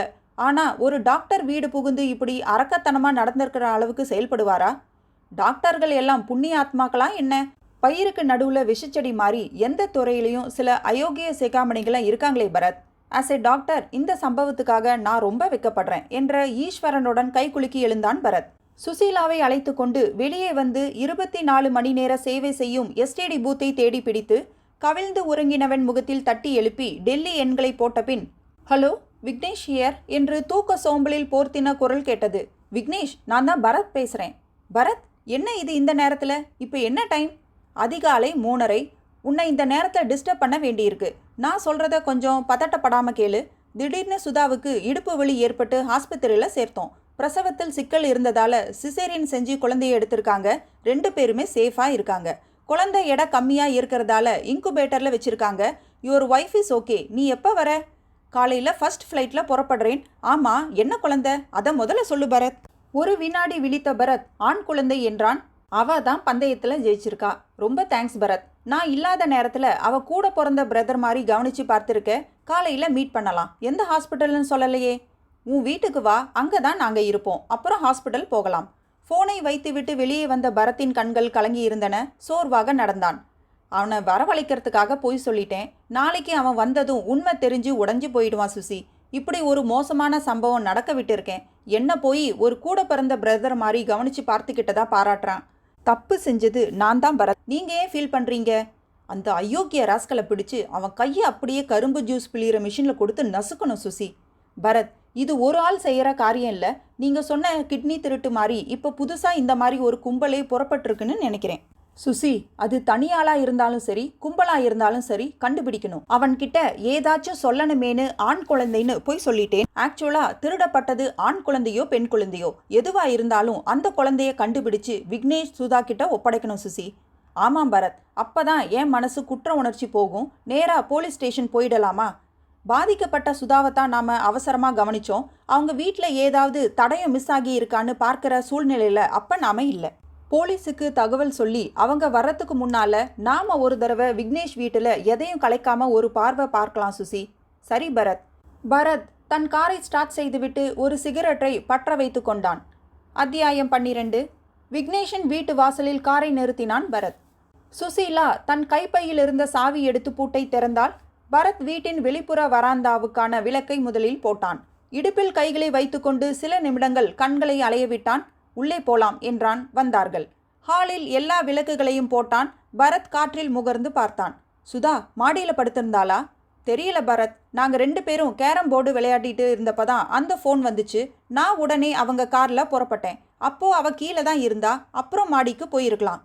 வாசல் பூட்டு உடைக்கப்படலை, இயல்பா திறக்கப்பட்டிருக்கு சுசி. சுதாவே திறந்து விட்டிருக்கலாம். பரத் பாதி ஆட்டத்தில் இருந்த கேரம் போர்டை பார்த்தான். சுதாவே கதவை திறந்து விட்டிருந்தா வந்தது அவங்களுக்கு தெரிஞ்ச நபராகத்தான் இருக்கணும் பரத். ஒரே ஒரு டாக்டர் மட்டும் வந்து இதை செஞ்சிருக்க முடியாது சுசி. துணைக்கு அட்லீஸ்ட் இன்னொரு நபர் வந்திருக்கணும். அடுக்கடுக்கா 1000 கேள்விகள் இருக்கு. வந்தது எத்தனை பேர்? ஆப்ரேஷன் செஞ்ச டாக்டர் ஆனா பெண்ணா? எதுக்காக இந்த குழந்தை திருட்டு? கிட்னிக்கு ஒரு மார்க்கெட் வேல்யூ இருக்கிற மாதிரி புதுசாக பிறந்த குழந்தைக்குன்னு ஒரு மார்க்கெட் உண்டாகி இருக்கோ என்னவோ. விசாரிக்கணும் சுசி. என்னால் இந்த நிமிஷம் வரைக்கும் நடந்திருக்கிற அபத்தமான ஆப்ரேஷனை ஜீரணிக்க முடியல. இதெல்லாம் கனவு பரத்துன்னு நீ சொன்னா நான் நம்ப ஆசைப்படுறேன். வா, மாடிக்கு போய் பார்க்கலாம். இருவரும் மாடிப்படிகளில் உன்னிப்பாக பார்வையை பதித்தபடி மேலே வந்தார்கள். திறந்திருந்த சுதாவின் படுக்கை அறைக்கு வந்தார்கள். படுக்கை மேல் உறைந்து போன இரத்த திட்டுகள் வயிற்றை புரட்டின. ஒன்று நிச்சயம் பரத். என்ன? இப்போ ஒரு ஆப்ரேஷன் செஞ்சிருக்கிற அந்த டாக்டர் மனுஷ ஜாதியே இல்லை, அரக்க ஜாதி. கொஞ்சம் கூட இறக்கமே இல்லாமல் எவ்வளவு ரத்தம். இன்னொரு விஷயமும் யோசிக்கணும் சுசி. அந்த டாக்டருக்கு சுதாவை கொலை செய்கிறது நோக்கமாக இல்லை. ஆமாம் பரத், நினச்சிருந்தா குழந்தைய ஆப்ரேஷன் செஞ்சு எடுத்ததும் அப்படியே விட்டுட்டு போயிருந்தாலே ஓவர் ப்ளீடிங்கில் சுதா செத்துருப்பா. பொறுப்பாக தையல் போட்டிருக்கானே, என்ன அர்த்தம் இதுக்கு? அவனுக்கு வேண்டியது அந்த குழந்தை மட்டும்தான்னு அர்த்தம். அப்படி என்ன அது அபூர்வ அதிசய குழந்தையா? யாருக்காச்சும் புதுசாக பிறந்த குழந்தைய தத்துக்கு தேவைப்பட்டா கூட அனாதை இல்லங்களிலும் சில ஆஸ்பத்திரிகளையும் பேரண்ட்ஸ் அனுமதியோட முறையாக ஏற்பாடு செஞ்சு தருவாங்களே. சுசீலாவையே உற்று பார்த்தான் பரத். என்ன பரத் அப்படி பார்க்குறீங்க? நீ இப்போ என்ன சொன்ன? ஒருவேளை அந்த குழந்தை அதிசய குழந்தையான்னு கேட்டில்ல? Y not? என்ன சொல்கிறீங்க? சுதாவோட வயிற்றில் வளர்ந்தது ஒரு அதிசயமான குழந்தையா ஏன் இருக்கக்கூடாது? இந்த மாதிரி நிறைய அபூர்வமான குழந்தைகள் உலகம் பூரா அப்பப்போ பிறக்குது சுசி. ஆமாம் பரத், லேட்டஸ்ட்டாக டிவியில் கூட இந்த மாதிரி ஒரு குழந்தைய காட்டினாங்க. 2 வயசு குழந்தை, 4 லாங்குவேஜில் சரளமாக பேசுது, படிக்குது. படித்ததை அப்படியே சொல்லுது. சுதாவுக்குள் வளர்ந்தது அப்படி ஒரு குழந்தையா ஏன் இருக்கக்கூடாது? ஆனால் ஒரு குழந்தை அதிசயமான குழந்தையா இல்லையான்னு பிறந்ததுக்கப்புறம் தான் அதோட செயல்களை வச்சு தானே தெரிய வரும். அதே எப்படி வயிற்றுக்குள்ளே இருக்கிறப்பவே அதிசய குழந்தைன்னு தெரியும்? உனக்கு தெரியாது, எனக்கு தெரியாது, டாக்டர்ஸுக்கு தெரியலாம். விஞ்ஞான வளர்ச்சி பல எல்லைகளை தொட்டுக்கிட்டு இருக்கே. மேபி என்று தோள்களை குலுக்கிக் கொண்டாள் சுசீலா. திருடப்பட்டது ஒரு அதிசய குழந்தைங்கிற ரூட்ல போனா அப்புறம் இன்னொரு கேள்வி பெருசா நிக்குது பரத். என்ன? புத்தம் புதுசா பிறந்த ஒரு அதிசய குழந்தைய வச்சுட்டு என்ன செய்வாங்க? டிஸ்கவரி சேனல் பார்க்குறப்போ கடலுக்குள்ள இத்தனை சமாச்சாரம் இருக்கான்னு பிரமிக்கிறோமே இல்லையா? அந்த மாதிரி நமக்கு தெரியாத நிறைய உபயோகங்கள் இருக்கலாம். ஒரு மூலிகையிலேருந்து பெட்ரோல் தயாரிக்கலாம்னு ஒரு பிரமிப்பு மேட்டர் இப்போ பரபரப்பாக வெளிச்சத்துக்கு வரலையா? அது வரைக்கும் இப்படி ஒரு கோணத்தில் யாராச்சும் சிந்திச்சோமா? பரத் அந்த அறையை கைகளை கட்டி கொண்டு கவனித்தான். அகலமான இரட்டை படுக்கை கொண்ட கட்டில், எப்போதும் வாடாத பூக்கள், மலர்ந்து சிரிக்கும் படுக்கை விரிப்பு, 4 தலையணைகள், தலைமாட்டில் ஒரு கபோர்ட், அதன் மேல் சிடி சௌகரியத்துடன் 4 ஸ்பீக்கர்கள் கொண்ட மியூசிக் சிஸ்டம். அறையின் ஒரு சுவர் முழுக்க வார்ட்ரோபின் நெடுக்கு கதவுகள், அதில் ஒட்டப்பட்டிருந்த பல வகையான ஸ்டிக்கர்களில் பாபா சேகலும் மைக்கேல் ஜாக்சனும் சுசித்ரா கிருஷ்ணமூர்த்தியும் கலோனியல் கசின்ஸும் அப்பாச்சி இண்டியனும் விக்னேஷின் இசை ரசனையை வெளிப்படுத்தினார்கள். அறைக்கு ஒரே ஒரு 6 அடி ஜன்னல், அதற்கு கிரே நிறத்தில் வெனீஷியன் பிளைண்ட்ஸ் தொங்கவிடப்பட்டிருக்க ஒரு ஒல்லியான நீல மேஜின் மேல் 496 கம்ப்யூட்டரும் டாட் மாரிக்ஸ் பிரிண்டரும் இருந்தன. அங்கே ஒரு டெலிஃபோன், படுக்கைக்கு அருகே ஒரு டெலிஃபோன் என்று 2 இருந்தன. ஸ்பிளிட் ஏசி சிஸ்டம் அமைக்கப்பட்டிருந்தது. பொய்க்கூரை வேயப்பட்டு இருந்தது. மார்பிள் தரை மேல் படுக்கைக்கு பக்கத்தில் மட்டும் ஒரு அரை வட்ட கார்பெட். அறையின் 2 மூலைகளிலும் நாகரிக ஸ்பின்ஸ் அமைத்து பிளாஸ்டிக் கொடிகள் அதன் மேல் சிரத்தையாக படரவிடப்பட்டிருந்தன. இன்டீரியர் டெக்கரேஷன் ரசனை இல்லாத யாரும் இப்படி ஒரு அழகான அறையை அமைத்திருக்க முடியாது என்று பரத் நினைத்து கொண்டான். தரையில் முட்டியில் அமர்ந்து எதையோ தேடினான். எதுவும் கிடைக்கவில்லை. அந்த அறையில் ஒரு போராட்டமே இல்லை. படுக்கை மேல் இரத்த தேக்கம் தவிர யாருக்கும் எந்த உறுத்தலும் இல்லை. பரத் குனிந்து அதை எடுத்தான். அது வெள்ளி கொலுசின் ஒரு சலங்கை முத்து. சுசி, இதை பாரு காட்டினான். பார்த்தவள், இது சுதாவோடது பரத். ஆஸ்பத்திரியில சுதா போட்டிருந்த நகைகளை எல்லாம் கலட்டி என்கிட்ட ஒப்படைச்சாங்க. அப்ப கொலுசும் கொடுத்தாங்க. இருங்க பார்த்துடலாம் என்று தன் கைப்பையை திறந்தாள். காகித பொட்டலம் எடுத்து மேஜின் மேல் பிரித்து வைத்தாள். 2 கொலுசுகளையும் எடுத்தாள். அந்த கொலுசுகளில் ஏற்கனவே பல சலங்கை முத்துக்கள் இல்லாமல் இருந்தன. பரத் தான் எடுத்த முத்தை அதனோடு ஒப்பிட்டு பார்த்துவிட்டு அதை அந்த பொட்டலத்திலேயே போட்டுவிட்டான். ரொம்ப சாமர்த்தியமாக செயல்பட்டு சுசி. ஒரு ஆப்ரேஷன் இங்கே இந்த கட்டில் மேலே நடந்திருக்கு. ஆனால் ஒரு பஞ்சு துண்டோ இன்ஜெக்ஷன் காலி பாட்டிலோ எதுவுமே இல்லை. ரொம்ப ஜாக்கிரதையா எல்லாத்தையும் பொறுக்கி எடுத்துட்டு போயிருக்கணும் பரத். அட்லீஸ்ட் கை கழுவி இருக்க மாட்டாங்க. பரத் இணைப்பாய் இருந்த பாத்ரூமுக்குள் சென்று பார்த்துவிட்டு வந்தான். கிளீன். எந்த தடயத்தையும் ஒரு சின்ன குப்பையும் விட்டு வைக்காம செஞ்சுருக்காங்க. நாய் வரணும் சுசி. ஓகே, இதுக்கு மேலே நாம் லேட் பண்ணக்கூடாது. கீழே போய் அங்கே இருக்கிற ஃபோனில் முதல்ல ஏரியா போலீஸ் ஸ்டேஷனுக்கு தகவல் கொடுக்கலாம். அப்புறம் நம்ம முருகேசனுக்கும் சொல்லி வர சொல்லுவோம் என்றான். அத்தியாயம் 13. காலை 10 மணிக்கு விக்னேஷின் வீடு பரபரப்பில் இருந்தது. ஏரியா இன்ஸ்பெக்டர் மனோஜ் அக்கம் பக்கத்தில் 47 பேரை இன்வெஸ்டிகேட் செய்து முடித்திருந்தார். Crime branch special inspector Murugesan வந்து சேர்ந்து பரத்திடம் விவரங்கள் பெற்று புதுசா இருக்கே இந்த மேட்டர் என்று அதிசயித்து டெபுட்டி கமிஷனர் கஜபதி ஸ்தலத்திற்கு விரைந்து உள்ளே ஒரே நிமிடம் சுற்றி பார்த்து திரும்பி ஜீப் மேல் சாய்ந்தபடி 5 தொடர் சிகரெட்டுகளுக்கு நடுவில் உத்தரவுகள் பிறப்பித்து கொண்டிருந்தார். ஃபாரன்சிக் மனிதர்கள் ரேகை பதிவுகளில் இருந்தார்கள். நாய் ஜின்னா படுக்கை அறையிலிருந்து பாத்ரூமுக்கு போய் பிறகு அங்கிருந்து தெருவுக்கு வந்து பாய்ந்து ஓடியது. இறுதியில் தெருமுனை குப்பை தொட்டியை பிராண்ட அங்கிருந்து கிடைத்த ஒரு பெரிய பாலித்தீன் கவருக்குள் அறுக்கப்பட்ட தொப்புள் கொடி, இரத்த பஞ்சு குவியல்கள், உபயோகப்படுத்தப்பட்ட டிஸ்போசபிள் சிரஞ்சுகள், மருந்து காலி பாட்டில்கள், கிளவுஸ் செட் 2, சிறிய பிளேடுகள், மீதமான தையல் நரம்புகள் என்று மருத்துவ குப்பைகள் இருந்தன. நகரமெங்கும் வயர்லெஸில் செய்திகள் தாவிக் கொண்டிருந்தன. பத்திரிகை நபர்கள், டிவி நபர்கள் தங்கள் சாதனங்களுடன் விரைய துவங்க பத்திரிகை அலுவலகங்களில் டெலிபிரிண்டர்கள் ஏராளமான செய்திகளுக்கு நடுவே இளம்பெண்ணின் கர்ப்ப பையிலிருந்து புத்தம் புது குழந்தை நூதன முறையில் திருட்டு என்று ஆங்கிலத்தில் அடித்து துப்பின. டெபுட்டி கமிஷனர் பத்திரிகை நபர்களை பார்த்து, யாரோ ஒரு டாக்டர் இப்படி அக்கிரமம் செஞ்சிருக்கார். குழந்தையோட அம்மா சேஃபா ஆஸ்பத்திரியில் இருக்காங்க.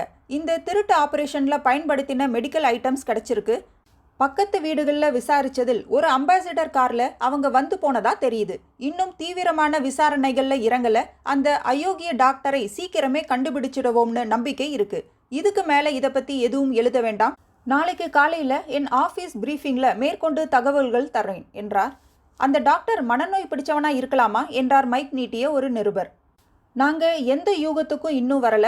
அப்படியெல்லாம் எதுவும் எழுதி பொதுமக்களை கலவரப்படுத்தாதீங்க. குழந்தையை பறிகொடுத்த அம்மா இப்போ எந்த ஆஸ்பத்திரியில் ட்ரீட்மெண்ட் எடுத்துக்கிறாங்க?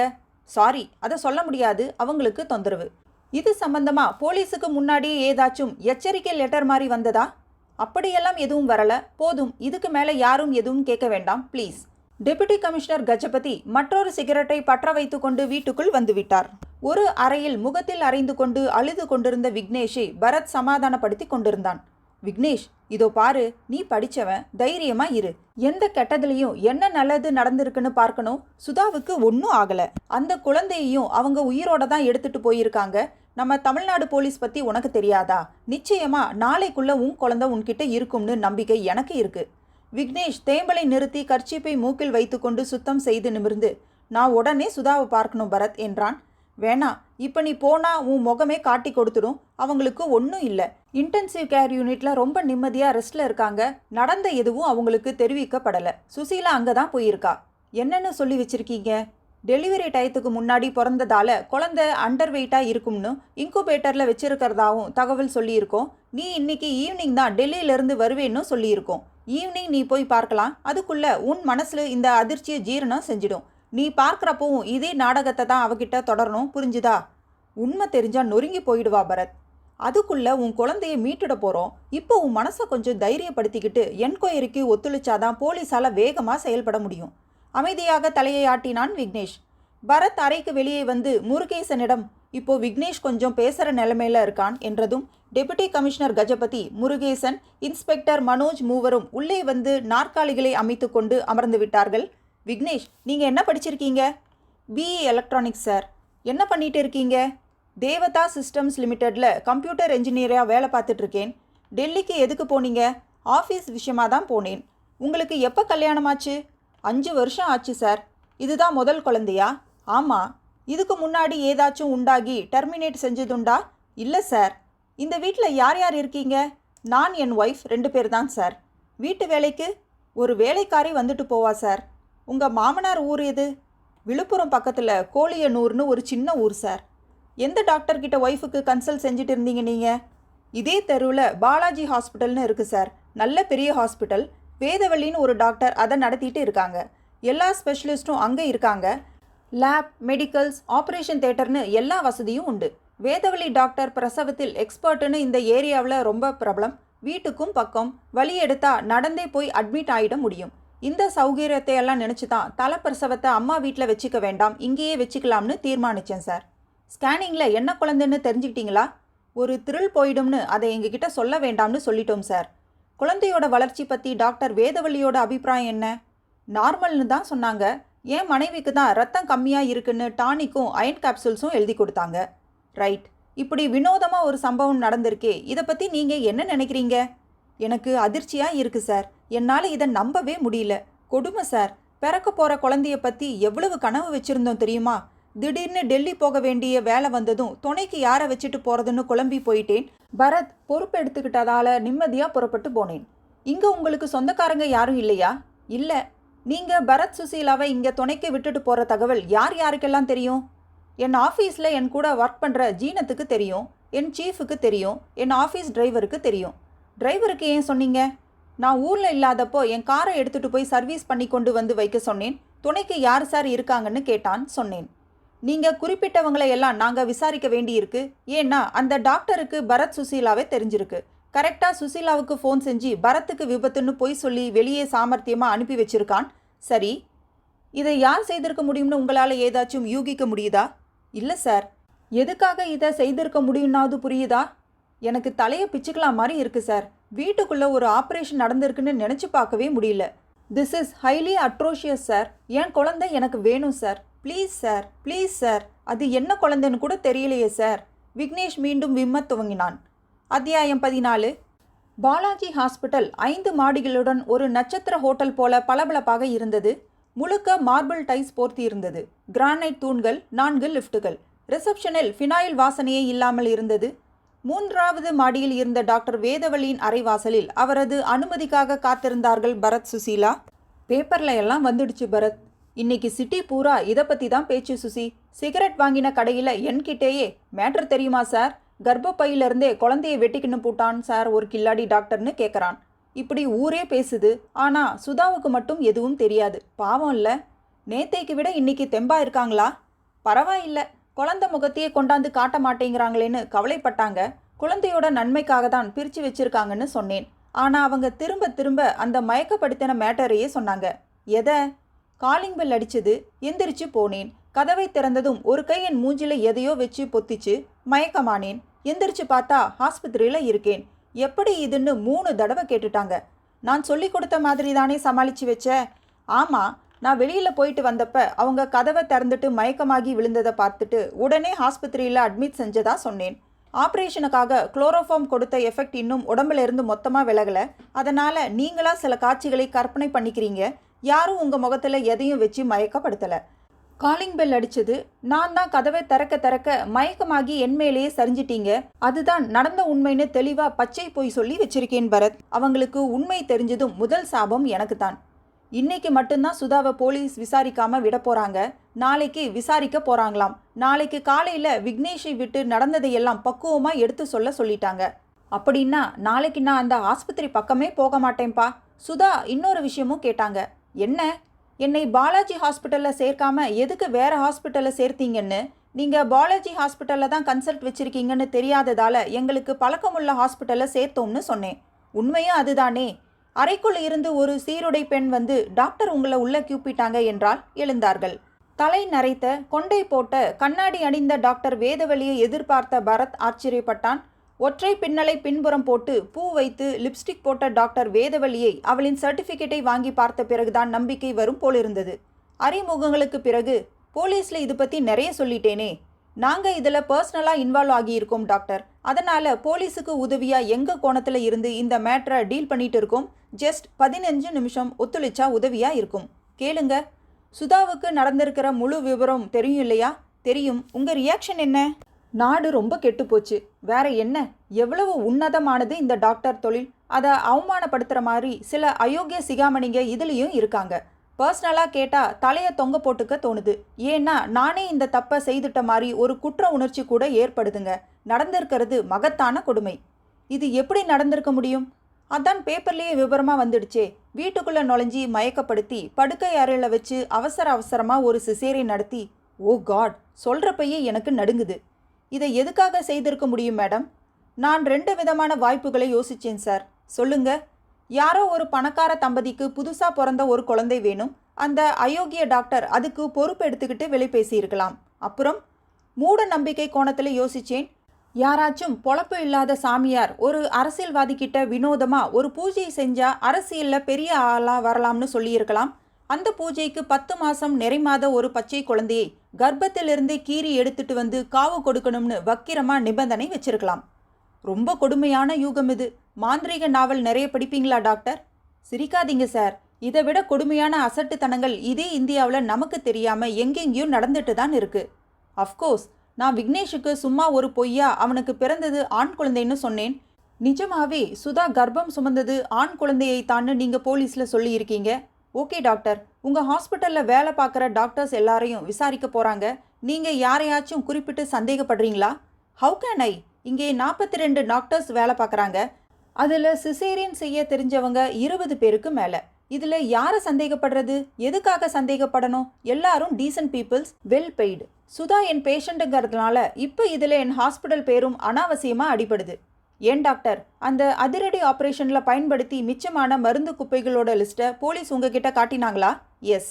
அந்த சாமான்கள் உங்கள் ஹாஸ்பிட்டலில் இருந்து எடுக்கப்பட வாய்ப்பு இருக்கா? ஏதாச்சும் ஸ்டாக் மெயின்டைன்ஸ் செய்கிறீங்களா? உங்கள் ஸ்டாக்கில் குறையுதான்னு கண்டுபிடிக்க முடியுமா? நான் உடனே மெடிக்கல் இன்சார்ஜை கூப்பிட்டு பேசிட்டேன் சார். எல்லாம் கம்ப்யூட்டரைஸ் சிஸ்டம். ஒரு ஹால்ஸ் மிட்டாய் விற்றா கூட கம்ப்யூட்டரில் பில் போடுறாங்க.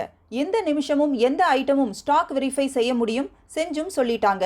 அந்த பொருள்கள் இங்கே திருடப்படலை. அது பொதுவாக பெரிய மருந்து கடைகளில் சாதாரணமாக கிடைக்கிறது தான். ஆனால் அதில் கேட்கெட் பயன்படுத்தப்பட்டிருப்பதை பார்த்து நான் ஆச்சரியப்பட்டேன். கேட்கெட்னா தையல் போட பயன்படுத்துகிற ஒரு நரம்பு. ஜெர்மனியிலிருந்து விஸ்வான்னு ஒரு கம்பெனி லேட்டஸ்ட்டாக இந்த கேட்கெட் தயாரிப்பில் இறங்கியிருக்காங்க. மெட்ராஸில் இந்த ப்ராடக்ட் வந்தே 10-15 நாள் தான் ஆச்சு. இன்னும் நாங்கள் எங்கள் ஹாஸ்பிட்டலுக்கே இதை வாங்கலை. இது எல்லா மருந்து கடைகளுக்கும் இன்னும் வரலைங்க. இது ஒரு ரொம்ப முக்கியமான தகவலாக தெரியுதே டாக்டர். இந்த மேட்டரை நீங்கள் போலீஸ் என்கொயரியில் சொன்னீங்களா? இல்லை, இப்போ உங்கள் கூட பேசுகிறப்ப தான் இந்த ஞாபகமே வந்தது சார். அந்த கம்பெனி பேர், நரம்பு விவரம் உங்கள் மெடிக்கல் டேர்ம்ஸில் அப்படியே ஒரு பேப்பரில் எழுதி தர முடியுமா? ஷியார் என்று டாக்டர் தன் பிரிஸ்கிரிப்ஷன் பேடில் எழுதி கிழித்து தந்தார். அப்படின்னா இதை இம்போர்ட் பண்ணி விற்கிறாங்க. ஆமாம். இந்த கேட்கட்டை மெட்ராஸில் எந்த டீலர் இம்போர்ட் செஞ்சு கடைகளுக்கு சப்ளை செய்கிறார்னு தெரியுமா? 1 மினிட் கேட்டு சொல்கிறேனே. டாக்டர் இன்டர்காமில் யாருடனோ பேசி வைத்து, மவுண்ட் ரோட்ல அண்ணா சிலைக்கு பக்கத்தில் ரெஹீஜா காம்ப்ளெக்ஸ் இருக்கு தெரியுமா? தெரியும், சொல்லுங்க.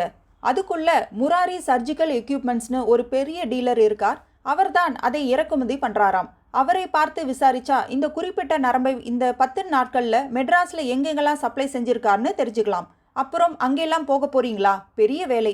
வேற வழி? குற்றவாளியை நோக்கி போகிறதுக்கு இப்போ ஒரு பாதை கிடைச்சிருக்கு. ரொம்ப thanks doctor. Meet you again. Bharath கைகூப்பி விடைபெற்று வெளியே வந்ததும், சுசி, இப்போ நேராக முராரி சர்ஜிக்கல் போகிறோம். அங்கே அவர்கிட்ட வாங்கினவங்க லிஸ்ட் எடுத்ததுமே நமக்கு போலீஸ் ஹெல்ப் வேணும் என்றான். காரை வேகமாக ஓட்டினாள் சுசீலா. அத்தியாயம் 15. 2 நாள்லேயே விக்னேஷுக்கு முள்ளு முள்ளாய் தாடி வளர்ந்திருந்தது. ஊரிலிருந்து வந்ததில் இருந்து அதே சட்டையை அணிந்து கொண்டிருந்தான். சுசீலா சமையல் அறையிலிருந்து கொண்டு வந்த டீயை மறுத்து வற்புறுத்தியதும் எடுத்துக்கொண்டான். பரத் படித்து கொண்டிருந்த நியூஸ் பேப்பரை மடித்து போட்டுவிட்டு டீயை கொஞ்சம் பருகி வைத்து ஆஷ்ட்ரேயின் பள்ளத்தில் செருகி வைத்திருந்த தன் புகையும் சிகரெட்டில் சாம்பல் தட்டிவிட்டு இழுத்தான். பரத், எனக்கு நம்பிக்கையே இல்லை. 2 நாளாச்சு. தைரியமா இரு விக்னேஷ். நான் தைரியமா இருந்தா கூட சுதா ரொம்ப நொறுங்கிட்டா. ஏற்கனவே உடம்புல ரணவேதனை, மார்ல தாய்ப்பால் கட்டிக்கிட்டு அந்த அவஸ்தை வேற. இதுல குழந்தை, அதுவும் ஆண் குழந்தை இப்படி அநியாயமா இப்படி திருட்டு போயிடுச்சுன்னு தெரிஞ்சதும் அலறி தீர்த்துட்டா. பத்தாததுக்கு போலீஸ்காரங்க வேற. அந்த ஆள் எப்படி இருந்தான், வந்தது ஒருத்தனா 2 பேரான்னு 1000 கேள்விகள் கேட்டு தொலைச்சி எடுக்கிறாங்க. ஆனா ரொம்ப தெளிவா சொல்றா. காலிங் பெல் சத்தம் கேட்டு எந்திரிச்சு போய் கதவை திறந்த வினாடியே யார் என்னன்னு பார்க்கறதுக்கு முன்னாடியே மூஞ்சில எதையோ வச்சு புத்தி இருக்காங்க. 2வது செகண்ட் அவளுக்கு நினைவு தப்பிடுச்சு. வந்தது ஆம்பளையா பொம்பளையா எத்தனை பேர் எதுவும் தெரியல. கண் முழிச்சது ஆஸ்பத்திரியில தான்.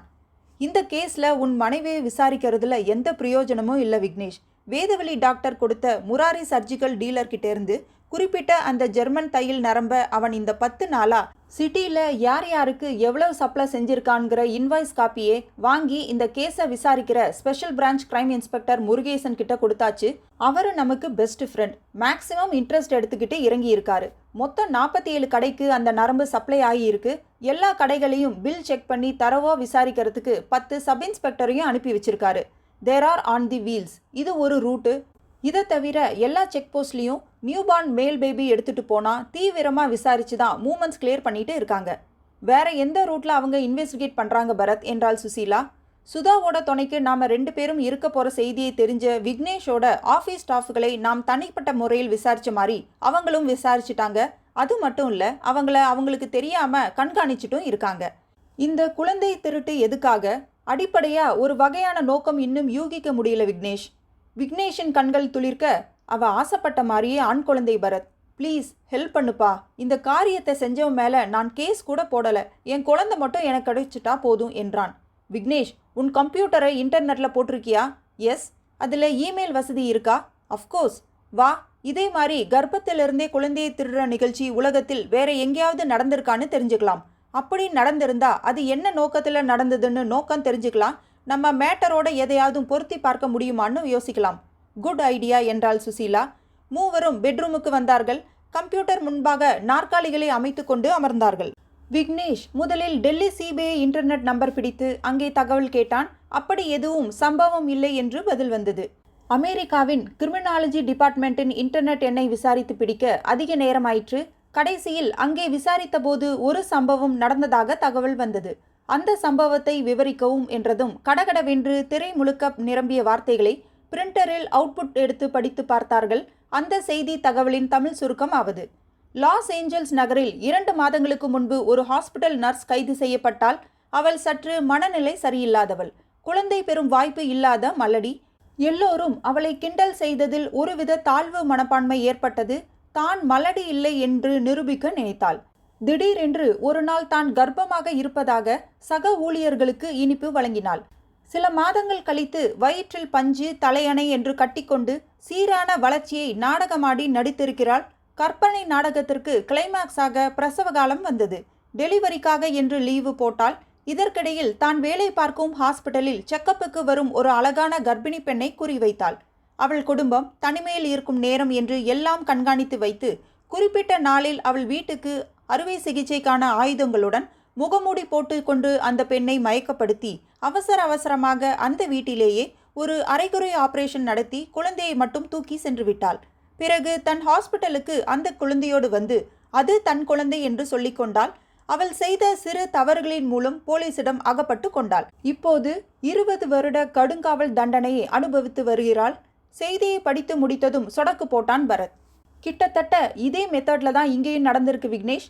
ஏன் இதே மாதிரி ஒரு மனநிலை தப்பின ஒரு நர்ஸ் நம்ம மாதிரியே இன்டர்நெட்ல இந்த செய்தியை படிச்சுட்டு இதே மாதிரி செயல்பட்டு இருக்கக்கூடாது? மேபி என்றாள் சுசீலா.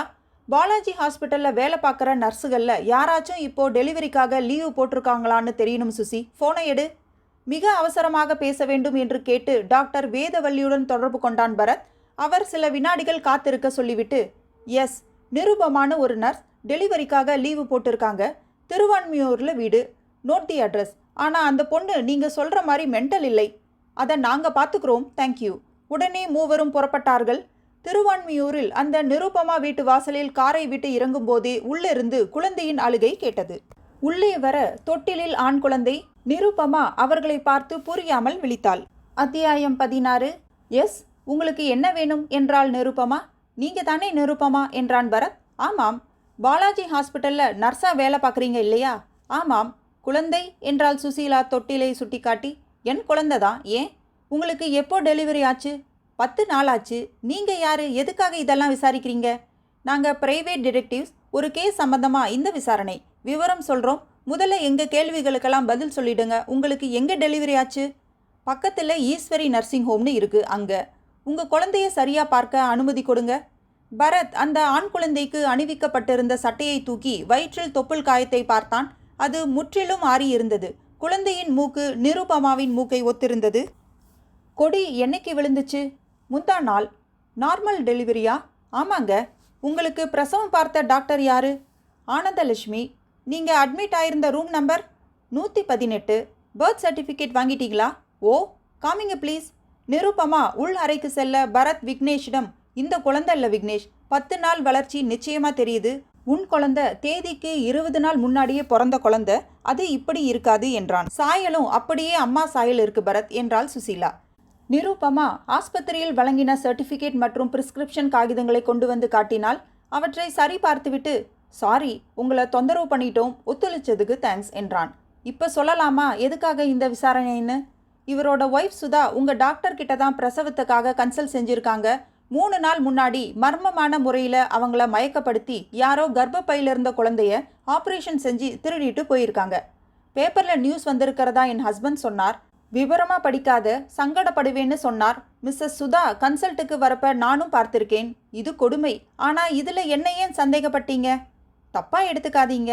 இந்த சம்பவம் போலீஸுக்கு ஒரு சவாலாக இருக்குது.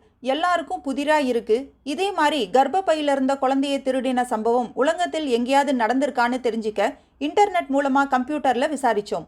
அப்போது அமெரிக்காவில் மனநிலை தவறின நர்ஸ் ஒருத்தி இப்படி செஞ்சதா செய்தி கிடைச்சிது.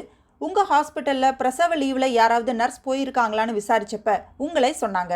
அதனால தான் வந்து விசாரித்தோம். நல்ல வேலை, எனக்கு 10 நாளைக்கு முன்னாடி பிரசவமாச்சு. டெலிவரி தள்ளி போய் 3 நாளைக்கு முன்னாடி நடந்திருந்தா இது என் குழந்தை தான்னு அவ்வளவு சுலபமாக ஒத்துட்ருக்க மாட்டீங்க இல்லை? சாரி, சந்தேகப்படுறதும் விசாரிக்கிறதும் எங்கள் கடமை. புரியுது. ஆனால் இந்த விஷயத்தில் நீங்கள் ஒரு பொம்பளையை தயவு செஞ்சு சந்தேகப்படாதீங்க. இவ்வளவு அரக்கத்தனமாக எந்த பொண்ணும் நடந்துக்க மாட்டா என்றாள் நிருபமா. மூவரும் சோர்வாக தங்கள் காருக்கு நடந்தார்கள். அத்தியாயம் 17. முருகேசன் டென்னிஸ் விளையாடி கொண்டிருந்தார். பரத் சுசீலா டீப்பாயில் கிடந்த புத்தகங்களில் ஒன்றை தேர்வு செய்து கொண்டு புரட்டினாள். பரத் முருகேசனுக்கு எதிர்ப்புறம் குதித்து விளையாடி கொண்டிருந்த பெண்ணையே பார்த்து கொண்டிருந்தான். அவள் அநியாயத்திற்கு சிறிய ஷார்ட்ஸ் போட்டிருந்தாள். மெலிதான வெள்ளை சட்டையை முடிச்சிட்டிருந்தாள். வேர்வையில் குளித்திருந்தாள். ஏன் சுசி, அழகி போட்டியில் இதை விடவா செக்ஸியான போஸ் கொடுத்துருக்காங்க? பரத், அவ கலெக்டர் பொண்ணு. அதனால் என்ன? கலெக்டர் பொண்ணை கழுத்துக்கு மேலே தான் பார்க்கணும்னு சட்டம் போட்டிருக்காங்களா? ஏன் இப்படி கொச்சையாக பேசி பொம்பளைங்களை அவமானப்படுத்துறீங்க? இது அவமானப்படுத்துறதில்ல, காம்ப்ளிமெண்ட்ஸ். உங்களை நீங்களே ரசிக்கிறதுக்காகவா மெனக்கெட்டு டிசைனாக ஜாக்கெட் தைச்சிக்கிறீங்க? Come on tell me. நேற்று பஸ் ஸ்டாப்பில் ஒரு பொண்ணு முதுகு காமிச்சேனே, எவ்வளவு தாராளம். இதெல்லாம் முதுகு பக்கம் கண்ணாடி பிடிச்சு அவளே பார்த்துக்கிறதுக்காகவா? எக்ஸிபிட் பண்ணிக்கிறது உங்கள் சைக்காலஜி. எல்லாரும் அப்படி இல்லை. வாஸ்தவந்தான். கெடிகாரம் கட்டி இருக்கவன் தான் மணி சொல்ல முடியும். நம்ம ஆஃபீஸ் மாதவி எக்ஸிபிட் பண்ணணும்னு ஆசைப்பட்டாலும் முடியுமா என்ன? போதும் விட்டா ஒரு தீசிஸ் எழுதுவீங்க. Not a bad idea.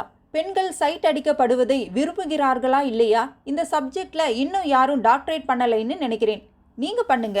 அதுக்கு முன்னாடி பொதுமக்கள் கருத்து தெரிஞ்சுக்கிறதுக்கு விசுவை விட்டு ஒரு அரட்டை அரங்கம் நடத்த சொல்லணும். அவர் இப்படி உருப்படாத தலைப்பில் எல்லாம் அதை நடத்தலை. உங்களுக்கு ஸ்டார் பே வாட்சை விட்டா வேற என்ன தெரியும்? வி சேனல் தெரியும் சுசி. நேற்று அதில் ஒரு பொண்ணு வித்தியாசமாக சிந்திச்சிருந்தா. என்ன? காதுக்கு மூக்குக்கு காது மடலுக்கெல்லாம் நகை மாற்றோமே, இந்த தொப்புள் மட்டும் என்ன பாவம் பண்ணுச்சுன்னு அங்கேயும் ஒரு தொங்கட்டான தொங்க விட்டுருந்தா. கூடிய சீக்கிரம் அந்த ஃபேஷன் இங்கேயும் வந்துடும்னு நினைக்கிறேன். மூக்குக்கு மூக்குத்தி, காதுக்கு கம்மல் மாதிரி அதுக்கு தமிழில் என்ன பேர் வைப்பாங்க? மாதர் தம்மை இழிவு செய்யும் மடமையை கொளுத்துவோம்னார் பாரதியார். அதை மாற்றி மாதர் தம்மை இழிவு செய்யும் மனிதர்களையே கொளுத்தணும் பரத். ஏன் இத்தனை நாளாக தீப்பெட்டி தேடிட்டு இருந்தீங்களா? நீ சொல்கிறது படி ஆரம்பித்தா தமிழ் சினிமாவில் பாதி டைரக்டர்ஸ் காலி. முதல்ல மண்ணை கொட்டினாங்க, அப்புறம் பளிங்கு விளையாடினாங்க, பம்பரம் விட்டாங்க, ஆம்லெட் போட்டாங்க, இப்போ பாதரசம் ஊத்துறாங்களாம். இதோட அடுத்த கட்டமாக கதாநாயகி தூங்கிட்டு இருக்கப்ப ஒரு குருவி வந்து உட்காந்து கூடு கட்டி குஞ்சு பொறிச்சிட்டு போக போகுது பாரேன். சே, இது ஆண்கள் சமுதாயம் ரொம்ப வக்கிரமாகிட்டு இருக்கு உங்கள் பார்வை. அதான் இப்பெல்லாம் வீட்டில் நைட்டி, வெளியில் தொபதபான்னு படுற மாதிரி சுடிதார்னு முழுக்க கதவடைப்பு நடத்திட்டு இருக்கீங்களே. நான் மட்டும் முதலமைச்சர் ஆனேன்னு வச்சுக்கோங்க, ரொம்ப நல்லா இருக்கும் சிசி. டிஷர்ட் ஜீன்ஸ் போட்ட முதலமைச்சரை இந்த ஸ்டேட் சந்திக்கும். பத்திரிகைகளில் இன்று கோவில் கும்பாபிஷேகத்தில் கலந்து கொண்ட நமது முதலமைச்சர் செல்வி சுசீலா அவர்கள் பனியனில் ஸ்கை இஸ் த லிமிட் என்று எழுதியிருந்ததுன்னு எழுதுவாங்க. நிருபர்கள் உன்னை கேள்வி கேட்குறப்ப, மேடம் முதலமைச்சர்கள் மாநாட்டுக்கு என்ன வசனம் எழுதின பனியன் அணிய போறீர்கள் என்று சொல்ல முடியுமான்னு கேட்பாங்க. முதலமைச்சர்கள் மாநாடா எப்போ என்றபடி முருகேசன் வந்து பக்கத்து நாற்காலியில் அமர்ந்தார். டர்க்கி டவல் எடுத்து துடைத்து கொண்டார். நீங்க வேற பாரத கலாச்சாரம் பற்றி பேசிகிட்டு இருந்தோம் நாங்கள். உங்களை விட அந்த பொண்ணு நல்லா ஆடிச்சு சார். நான் கூட இந்த கிளப்பில் மெம்பராக ஆகலாம்னு ஒரு ஐடியா என்றான் பரத். முருகேசன் புன்னகைத்தபடி ஒரு சிகரெட் பற்ற வைத்து கொண்டு, சுசீலா பர்மிஷன் வாங்கிட்டீங்களா பரத் என்றார். Insult of the year. நாங்கள் 2 பேரும் அடுத்த வர சுதந்திரத்தில் இந்த மூக்கு இருக்கு பாருங்க, மூக்கு அதை நுழைக்கிறதில்ல. அன்னைக்கு பாருங்க, ஒரு தெரிஞ்சவர் வீட்டில் ஒரு ஃபங்க்ஷன். பொண்ணு வயசுக்கு வந்ததுக்கு சடங்கு. அந்த பொண்ணுக்கு நான் பாவாடை தாவணி வாங்கிட்டு போகலாம்னு சொன்னேன். அது அவுட் ஆஃப் ஃபேஷன்னு சொல்லிட்டு சுசீலா ஒரு டிஷர்ட் வாங்கி அதில் ஒரு அட்டகாசமான வாழ்த்தை வசனமாக எழுதி கொண்டாந்து கொடுத்தப்போ நான் மறுக்கல, ரசித்தேன். என்ன வாழ்த்து அது? பரத் சும்மா இருங்க என்றாள் சுசீலா. சார் ஆர்வமாக கேட்குறாருல்ல, சொல்லலாமே. அப்படி என்ன ரகசியம்? என்ன வாழ்த்து பனியனில் எழுதியிருந்தீங்க? ஆல் தி பெஸ்டா? சேச்சா 2 வார்த்தை தான். பரத் சொல்ல வேண்டாம். சுசீலா நீங்கள் சொல்ல வேணாம்னு சொல்கிறப்ப தான் தெரிஞ்சுக்கணுன்னு ஆர்வம் அதிகமாக இருக்குது. நீங்கள் சொல்லுங்கள் பரத். ஒரு பொறுப்பான போலீஸ் அதிகாரி சார் நீங்கள். விக்னேஷோட குழந்தை திருட்டு மேட்டரில் நீங்கள் எது வரைக்கும் வந்திருக்கீங்கன்னு விசாரிக்கிறதுக்கு நாங்கள் வந்தா நீங்கள் பனியன் வாசகத்தை போய் ஆர்வமாக விசாரிச்சுட்டு இருக்கீங்களே. அப்புறமா சொல்கிறேன் என்று ஜாடை காட்டினான் பரத். ஏம்மா, ஒரு பொறுப்பான போலீஸ் அதிகாரினா எப்பவும் கஞ்சி போட்டு விரைப்பாவே பேசணுமா? விளையாட்டே கூடாதா? ஓகே பரத். அந்த தையல் நரம்பு மேட்டரில் 10 சப் இன்ஸ்பெக்டர்ஸ் நுரை தள்ளுற அளவுக்கு விசாரிச்சுட்டு இருக்காங்க. ஒரு பிரேக் கிடைக்கலையா? இல்லை, முராரி சர்ஜிக்கல்ஸ் அந்த நம்பரோட டீலர். அவன் இந்த 10 நாளில் சிட்டியில் மொத்தம் 47 கடைகளுக்கு அந்த நரம்பை சப்ளை செஞ்சுருக்கான். அதில் 18 ஹாஸ்பிட்டல்ஸ். மொத்தம் எவ்வளவு நரம்பு தெரியுமா? 3000. மை காட், அந்த நரம்பு சிசேரியன் கேஸுக்கு மட்டும் பயன்படுத்துகிற நரம்பு இல்லை. அதுதான் சிக்கல். சாதாரணமாக நெத்தியில் கிழிஞ்சா தையல் போடுவாங்களே, அதுக்கும் பயன்படுத்தலாம். ஜென்ரல் பர்பஸ் கொண்ட நரம்பு. அந்த ரூட்டில் போய் குற்றவாளியை பிடிச்சிட முடியுங்கிற நம்பிக்கை எனக்கு தேஞ்சிட்ருக்கு. ஆனாலும் விடாமல் விசாரிச்சுட்டு தான் இருக்காங்க. சுதாவுக்கு துணையாக சுசீலா தங்குற விஷயம் விக்னேஷ் ஆஃபீஸில் 3 பேருக்கு தான் தெரியும் சார். அவனோட சீஃப் மாதவன், கூட வேலை பார்க்குற Mrs Zeenat, company car driver Pollachi. Driver பேரை சொல்லுங்க பரத். பேர் தான் சுசி பொள்ளாச்சி. விளையாடுறீங்களா? நிஜமாக தான். பழனி, சிதம்பரம், திருப்பதின்னெல்லாம் பேர் வச்சுக்கிறது இல்லையா பரத்? அவங்க 3 பேரையும் தரோவாக விசாரிச்சாச்சு. நானே பர்சனலாக போய் விசாரித்தேன். சம்பவம் நடந்தப்போ அவங்களுக்கு அலிபி இருக்குது. எந்த விதத்துலையும் சம்மந்தப்படுத்த முடியல. மருத்துவ அறிவு உள்ள ஒருத்தன் செஞ்சுருக்கான். இந்த ஒரு தகவல்லையே வட்டம் சின்னதாயிடுச்சே சார். எப்படி சின்ன வட்டம்னு சொல்கிறீங்க? டாக்டர்ஸ், நர்ஸ், வார்ட் பாய்ஸ் தவிர மெடிக்கல் காலேஜ் ஸ்டூடெண்ட்ஸும் இந்த வட்டத்துக்குள்ளே வர்றாங்க. உண்மை. லேபுக்கு வெளியிலேயும் கட் பண்ணுறாங்க என்றாள் சுசி. ராகிங் எங்கே போய் நிறுத்தி இருக்கு பாருங்க. ஒரு சம்பவத்தை வச்சு வெளிப்படையாக பேசக்கூடாது சுசி. இந்த ராகிங் ஏன் ஏற்பட்டது தெரியுமா? ஏதோ ஒரு வாழ்க்கை சூழ்நிலையிலிருந்து புதுசாக காலேஜுக்கும் ஹாஸ்டலுக்கும் வர ஒரு மாணவன் புது இடத்துல எந்த அறிமுகமும் இல்லாமல் ஃப்ரெண்ட்ஸும் இல்லாமல் தனிமையாக ஃபீல் பண்ணுவான். அந்த தனிமை தயக்கம் இதையெல்லாம் உடைக்கிறதுக்காக சீனியர்ஸ் அவனை ரேகிங் செஞ்சு அப்புறம் ஃப்ரெண்ட்ஸ் ஆயிடுவாங்க. ரேகிங் செஞ்சவனும் செய்யப்பட்டவனும் கொஞ்ச நாளில் இணை பிரியாத நண்பர்களாக ஆன உதாரணங்கள் எல்லாம் இருக்குது. ஆனால் இந்த ரேகிங் எல்லையை தாண்ட ஆரம்பித்தப்போ தான் அநாகரிகமாக விபரீதமாக மாறிடுச்சு. நட்பை ஏற்படுத்துறதுக்காக பதிலாக பழி உணர்ச்சியை ஏற்படுத்த ஆரம்பிச்சிடுச்சு. எதுவுமே எல்லைக்குள்ளே இருந்தால் தான் ரசிக்க முடியும் சுசி என்றான் பரத். புரியுது என்றாள் சுசீலா. சில குற்றங்களில் அந்த குற்றத்துக்கான மோட்டிவ் யார் குற்றவாளிங்கிறதை ஓரளவுக்கு யூகமாவது செய்ய வைக்கும். இது புது குற்றமாக இருக்குது. என்ன காரணத்துக்காக இது நடத்தப்பட்டிருக்குன்னு பிடிபடலை பரத். அந்த குழந்தை அபூர்வ திறமைகள் கொண்ட குழந்தையாக இருக்கலாமோன்னு ஒரு கோணம் யோசித்தோம் சார். ஆனால் டாக்டர் வேதவள்ளி நோ சான்ஸ்னு சொல்லிட்டாங்க. அவங்க சொன்ன இன்னொரு யூகம் சிரிக்க வச்சுது. என்ன சொன்னாங்க?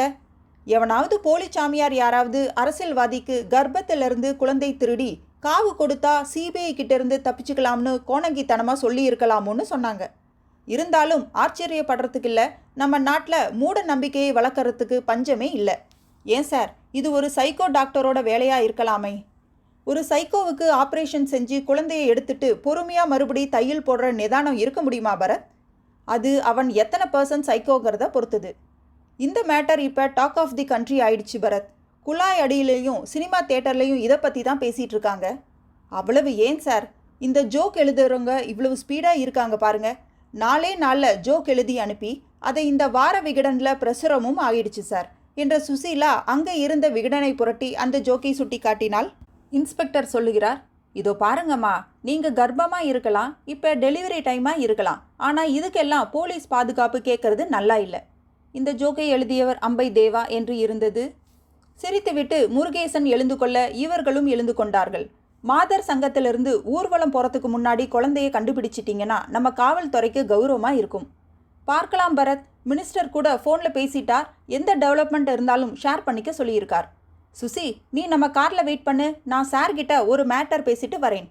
சுசீலா அவனை சந்தேகமாக பார்த்துவிட்டு, இந்த கிளப்பில் மெம்பராக சேர்த்து விட சொல்வார், அந்த பாவத்தை மட்டும் செஞ்சிடாதீங்க சார் என்றாள். என்ன பரத், நிஜமாவே மெம்பர் ஆகணுமா? சேச்சா, நாங்கள் சடங்கு பொண்ணுக்கு ப்ரெசன்ட் செஞ்ச பனியனில் சுசீலா என்ன எழுதியிருந்தான்னு கேட்டிங்களே, அதை நீங்கள் தெரிஞ்சிக்காமல் போயிட்டீங்கன்னா இன்னைக்கு உங்கள் வேலையில் கவனம் சிதறிடும் இல்லையா? சொல்லுங்க, என்ன வசனம் அது? வீட்டில் திடீர்னு தாத்தா மண்டையை போட்டுட்டாருன்னு வைங்க, வெளியூரில் இருக்கிற பேரனை வர சொல்லி தந்தி கொடுக்கணும், 2 இங்கிலீஷ் வார்த்தையில் கொடுக்கணும், என்னன்னு கொடுப்பீங்க? ஸ்டார்ட் இமீடியட்லி, அதான் என்று வேகமாக நடந்தான் பரத். அவன் கண்ணிலிருந்து மறையும் வரை புரியாமல் குழம்பின முருகேசன் திடீரென்று புரிந்து கொண்டு தனியாக வாய்விட்டு சிரிப்பதை அவர் ஜீப்பின் டிரைவர் கவலையாக பார்த்தான். அத்தியாயம் 18. ஒரு வார தாடியை இன்னும் அளிக்காமல் வந்திருந்தான் விக்னேஷ். கண்கள் பள்ளத்தில் இருந்தன. தொடர் சிகரெட் வாக்கியத்திற்கு வாக்கியம் இருமல் வழங்கி கொண்டிருந்தது. இன்னைக்கு தான் சுதா ஆஸ்பத்திரியிலிருந்து டிஸ்சார்ஜ் பண்ணி வீட்டுக்கு கூட்டிகிட்டு வந்தேன் பரத். அந்த பெட்ரூமுக்குள்ளே வரத்துக்கே பயப்படுறா, கையெல்லாம் நடுங்குது. குழந்தை அலற சத்தம் காதில் கேட்டுக்கிட்டே இருக்காம். கனவுலையும் துரத்துதாம். என்னென்னவோ இமேஜின் பண்ணிக்கிறா. ரொம்ப பேதலிச்சிருக்கா. யார் தூக்கிட்டு போயிருந்தாலும் சரி, எங்கே இருந்தாலும் சரி, நம்ம குழந்தை உசுரோடத்தான் இருக்குன்னு மட்டும் உறுதியாக தெரிஞ்சு சொல்லுங்கன்னு அலரா பரத். நேச்சுரல் என்றான் பரத். கையில் இருந்த பென்சிலை ஸ்டாண்டில் போட்டுவிட்டு சுசீலா கர்ச்சீப் கொண்டு இமை துளிகளை ஒற்றி கொண்டாள். என்னால தான், எல்லாம் என்னால தான். அந்த ஃபோன் காலுக்கு நான் முட்டாள்தனமாக ஏமாறாமல் இருந்திருந்தா எல்லாத்தையும் தவிர்த்திருக்கலாம். தொண்டை அடைத்தது. நீங்கள் ஏன் சிஸ்டர் ஃபீல் பண்ணுறீங்க? எங்களுக்கு இப்படி நடக்கணும்னு இருந்திருக்கு. நீங்கள் இல்லாத சமயம் பகலில் இது நடந்திருந்தா அப்போ நீங்கள் எப்படி பொறுப்பாவீங்க? வந்தவன் சர்வ நிச்சயமாக தீர்மானிச்சிருந்து சுசீலாவையும் மயக்கப்படுத்திட்டு இதே காரியத்தை செஞ்சிருக்கலாமே. Don't be emotional Susi. செஞ்சது யாருன்னு கண்டுபிடிச்சு குழந்தைய மீட்டு கொடுக்க முடியாத இயலாமையில் மனசு நொந்து போகுது பரத். ரவி கொண்டு வந்த காஃபிக்கு பரத் பிளாஸ்டிக் தட்டுகள் வைத்தான். ஒலித்த ஃபோனை எடுத்தான். Hello, is it Bharath? சிங்கப்பூர்லேருந்து எமிலி பேசுகிறேன். No, this is not the time. Call me later please வைத்தான். காஃபி எடுத்துக்க விக்னேஷ். இதோ பார், இப்போ உன் மனைவிக்கு ஒரே ஆறுதல் நீதான். வீட்டுக்கு போகிறதுக்கு முன்னாடி நேராக சலூனுக்கு போ. இந்த தாடி சுதாவோட துக்கத்தை இன்னும் தூண்டும். ஏன் பரத், துக்கம் எனக்கு இல்லையா? சரி, அதை அடையாளப்படுத்திக்கணுமா? தப்பாக நினைக்காத. இந்த ஒரு வாரமும் நீ பல்லு விளக்காமல் இருக்கியா? ஒரு ஃப்ரெஷ் லுக் உன் மனசுக்கே தெம்பு கொடுக்கும். அதுக்காக தான் சொல்கிறேன். போலீஸ் என்னமோ தீவிரமாக தான் இருக்காங்க, இல்லை என்ன சமாதானப்படுத்துறதுக்காக அப்படி சொல்கிறாங்களோ என்னவோ. உன் மனநிலைக்கு அப்படித்தான் சந்தேகப்படும். But we are in touch. அவங்க தீவிரமாக தான் இருக்காங்க. ஏற்கனவே ஆஸ்பத்திரியில் குழந்தை திருடி வித்துட்டு ஜெயில் போயிட்டு வெளியில் வந்தவங்களையெல்லாம் லிஸ்ட் போட்டு தேடி தேடி கடுமையாக விசாரிச்சுட்டு இருக்காங்க. நானும் தனிப்பட்ட முறையில் முயற்சிகள் செய்துட்டு தான் இருக்கேன் விக்னேஷ். உனக்கு எத்தனையோ கேஸ் காத்துட்ருக்கு. பேத்தாதே. சந்தேகத்துக்கு அப்பாற்பட்டவங்கள்னு நீ உன்னோட சீஃப், ஜீனத், டிரைவர் இவங்கள சொல்லிட்ட. போலீஸும் விசாரித்து முடிச்சிடுச்சு. ஆனால் என் திருப்திக்காக நாங்கள் அவங்க 3 பேரையும் தனித்தனியாக கண்காணித்தோம். எங்கள் ஆஃபீஸ் ஸ்டாஃப் மாதவிக்கு உன் கொலிக் ஜீனத்தை கண்காணிக்கிறது தான் 4 நாளாக நான் கொடுத்த வேலை. அவள் கொடுத்த ரிப்போர்ட்ஸ் பார்க்குறியா? சுசீலா மிஸ்டர் மகாதேவனை வாட்ச் செஞ்சா, நான் அந்த டிரைவரை பொள்ளாச்சியை வாட்ச் செஞ்சேன். இப்போ அவங்க 3 பேரோட தினசரி நடவடிக்கைகள் பூரா எங்களுக்கு தெரியும். சொல்லட்டுமா? மிஸ்டர் மகாதேவன் ஆஃபீஸ்லேருந்து நேராக காஸ்மாபொலிட்டன் கிளப் போயிடுறார். 2000 ரூபாய் தினமும் சீட்டாட்டத்தில் தோக்குறார். வீட்டுக்கு போய் சாப்பிட்டுட்டு நாயை கூட்டிக்கிட்டு வாக்கிங் போகிறார். காலை 6:30க்கு எந்திரிச்சு, போதும், ஐ எம் சாரி, எனக்கு இப்போ எதை பார்த்தாலும் யாரை பார்த்தாலும் எரிச்சலாக இருக்குது. உன்னை ஹர்ட் பண்ணிட்டேன், சாரி. நேற்று டிவியில் கூட்டமாக 50 பேர் சிரிக்கிறத பார்த்தாலும் டிவியே அணைச்சிட்டேன் Bharath. I am not in my mood. I understand என்று அவன் கையை ஆதரவாக தொட்டான் பரத். விக்னேஷ் காஃபியை ஒரே மூச்சில் குடித்துவிட்டு வைத்தான். எழுந்து கொண்டான். நான் வரட்டுமா? இப்போ வீட்டில் துணைக்கு என் மாமியார் இருக்காங்க. நிறைய தண்ணி அடிக்கிறியா? தாங்க முடியலை பரத். எதில் வந்த? காரில் தான். நீ தான் ட்ரைவ் பண்ணுறியா? ஆமாம். தப்பு விக்னேஷ். இப்போ நீ இருக்கிற மனநிலையில் தனியாக வண்டி எடுக்காத. வீட்லேயே இரு. சேஞ்சாக இருக்கும்னா ஆட்டோவில் ஆஃபீஸ் போ. ஃபோன் செஞ்சிருந்தா நானே வந்திருப்பேன்ல. இங்கே பாரு, கொஞ்ச நாளைக்கு உனக்கு பக்கத்தில் யாராவது ஒரு ஃப்ரெண்டு இருக்கணும். அந்த பையன் பேர் என்ன? யாரு? எதிர் மாடியில் குடியிருக்கிற பையன்பா. சினிமா சான்ஸ் தேடிக்கிட்டு இருக்கான்னு சொன்னியே. அன்னைக்கு நீ டெல்லிக்கு போனப்ப பொறுப்பாக வந்து ஸ்வெட்டர் வாங்கிட்டு போனானே, வரதராஜன். அவன் சும்மா தான் இருக்கான். அவனை உன் கூடவே வச்சுக்கோயேன். அவனுக்கு டிரைவிங் தெரியும்னா அவனை ஓட்ட சொல்லு காரை. எதுக்குப்பா மற்றவங்களுக்கு தொந்தரவு கொடுத்துட்டு? ஐ எம் ஆல்ரைட், வரேன். விக்னேஷ் கதவு வரை போனதும் நினைவு வந்தவனாக பரத், ஏய் கொஞ்சம் இரு, இங்கே வா என்றான். என்ன பரத்? உட்காரு. என்ன? அந்த பையன் வரதராஜன் எப்படி? ரொம்ப நல்ல பையன் பரத். சுதாவுக்கு துணையா சுசீலா இருக்கிறதும் நீ டெல்லிக்கு போகிறதும் அவனுக்கும் தெரியுமே. அவன் பேரை நீ போலீஸுக்கு சொல்லலை, எனக்கும் தோணலையே. அவன் பாவம் பரத். சினிமாவில் ஒரு நல்ல வேஷத்துக்காக அலையிறவன். ரொம்ப மரியாதையான பையன். ரொம்ப நாளாக பழக்கம். சகட்டு மேனிக்கு எல்லாரையும் சந்தேகப்படுறதா? பதறாதே. யாரையும் தள்ளி நின்று பார்க்குற நான் தாராளமாக சந்தேகப்படலாம். என்ன பரத், அவன் டாக்டரும் இல்லை, மெடிக்கல் ஸ்டூடெண்ட்டும் இல்லை. அவனை ஏன் சந்தேகப்படுறீங்க என்றாள் சுசீலா. ஒருத்தன் கல்யாணத்தில் 1000 பேருக்கு சாப்பாடு போடணும்னு நினச்சான்னா அவனே கரண்டி பிடிச்சு சமைக்கணும்னு கட்டாயமா என்ன? அந்த வரதராஜனுக்கு ஏன் ஒரு நோக்கம் இருந்திருக்கக்கூடாது? எதிர் மாடியில் தங்கி இருக்கிறவன்.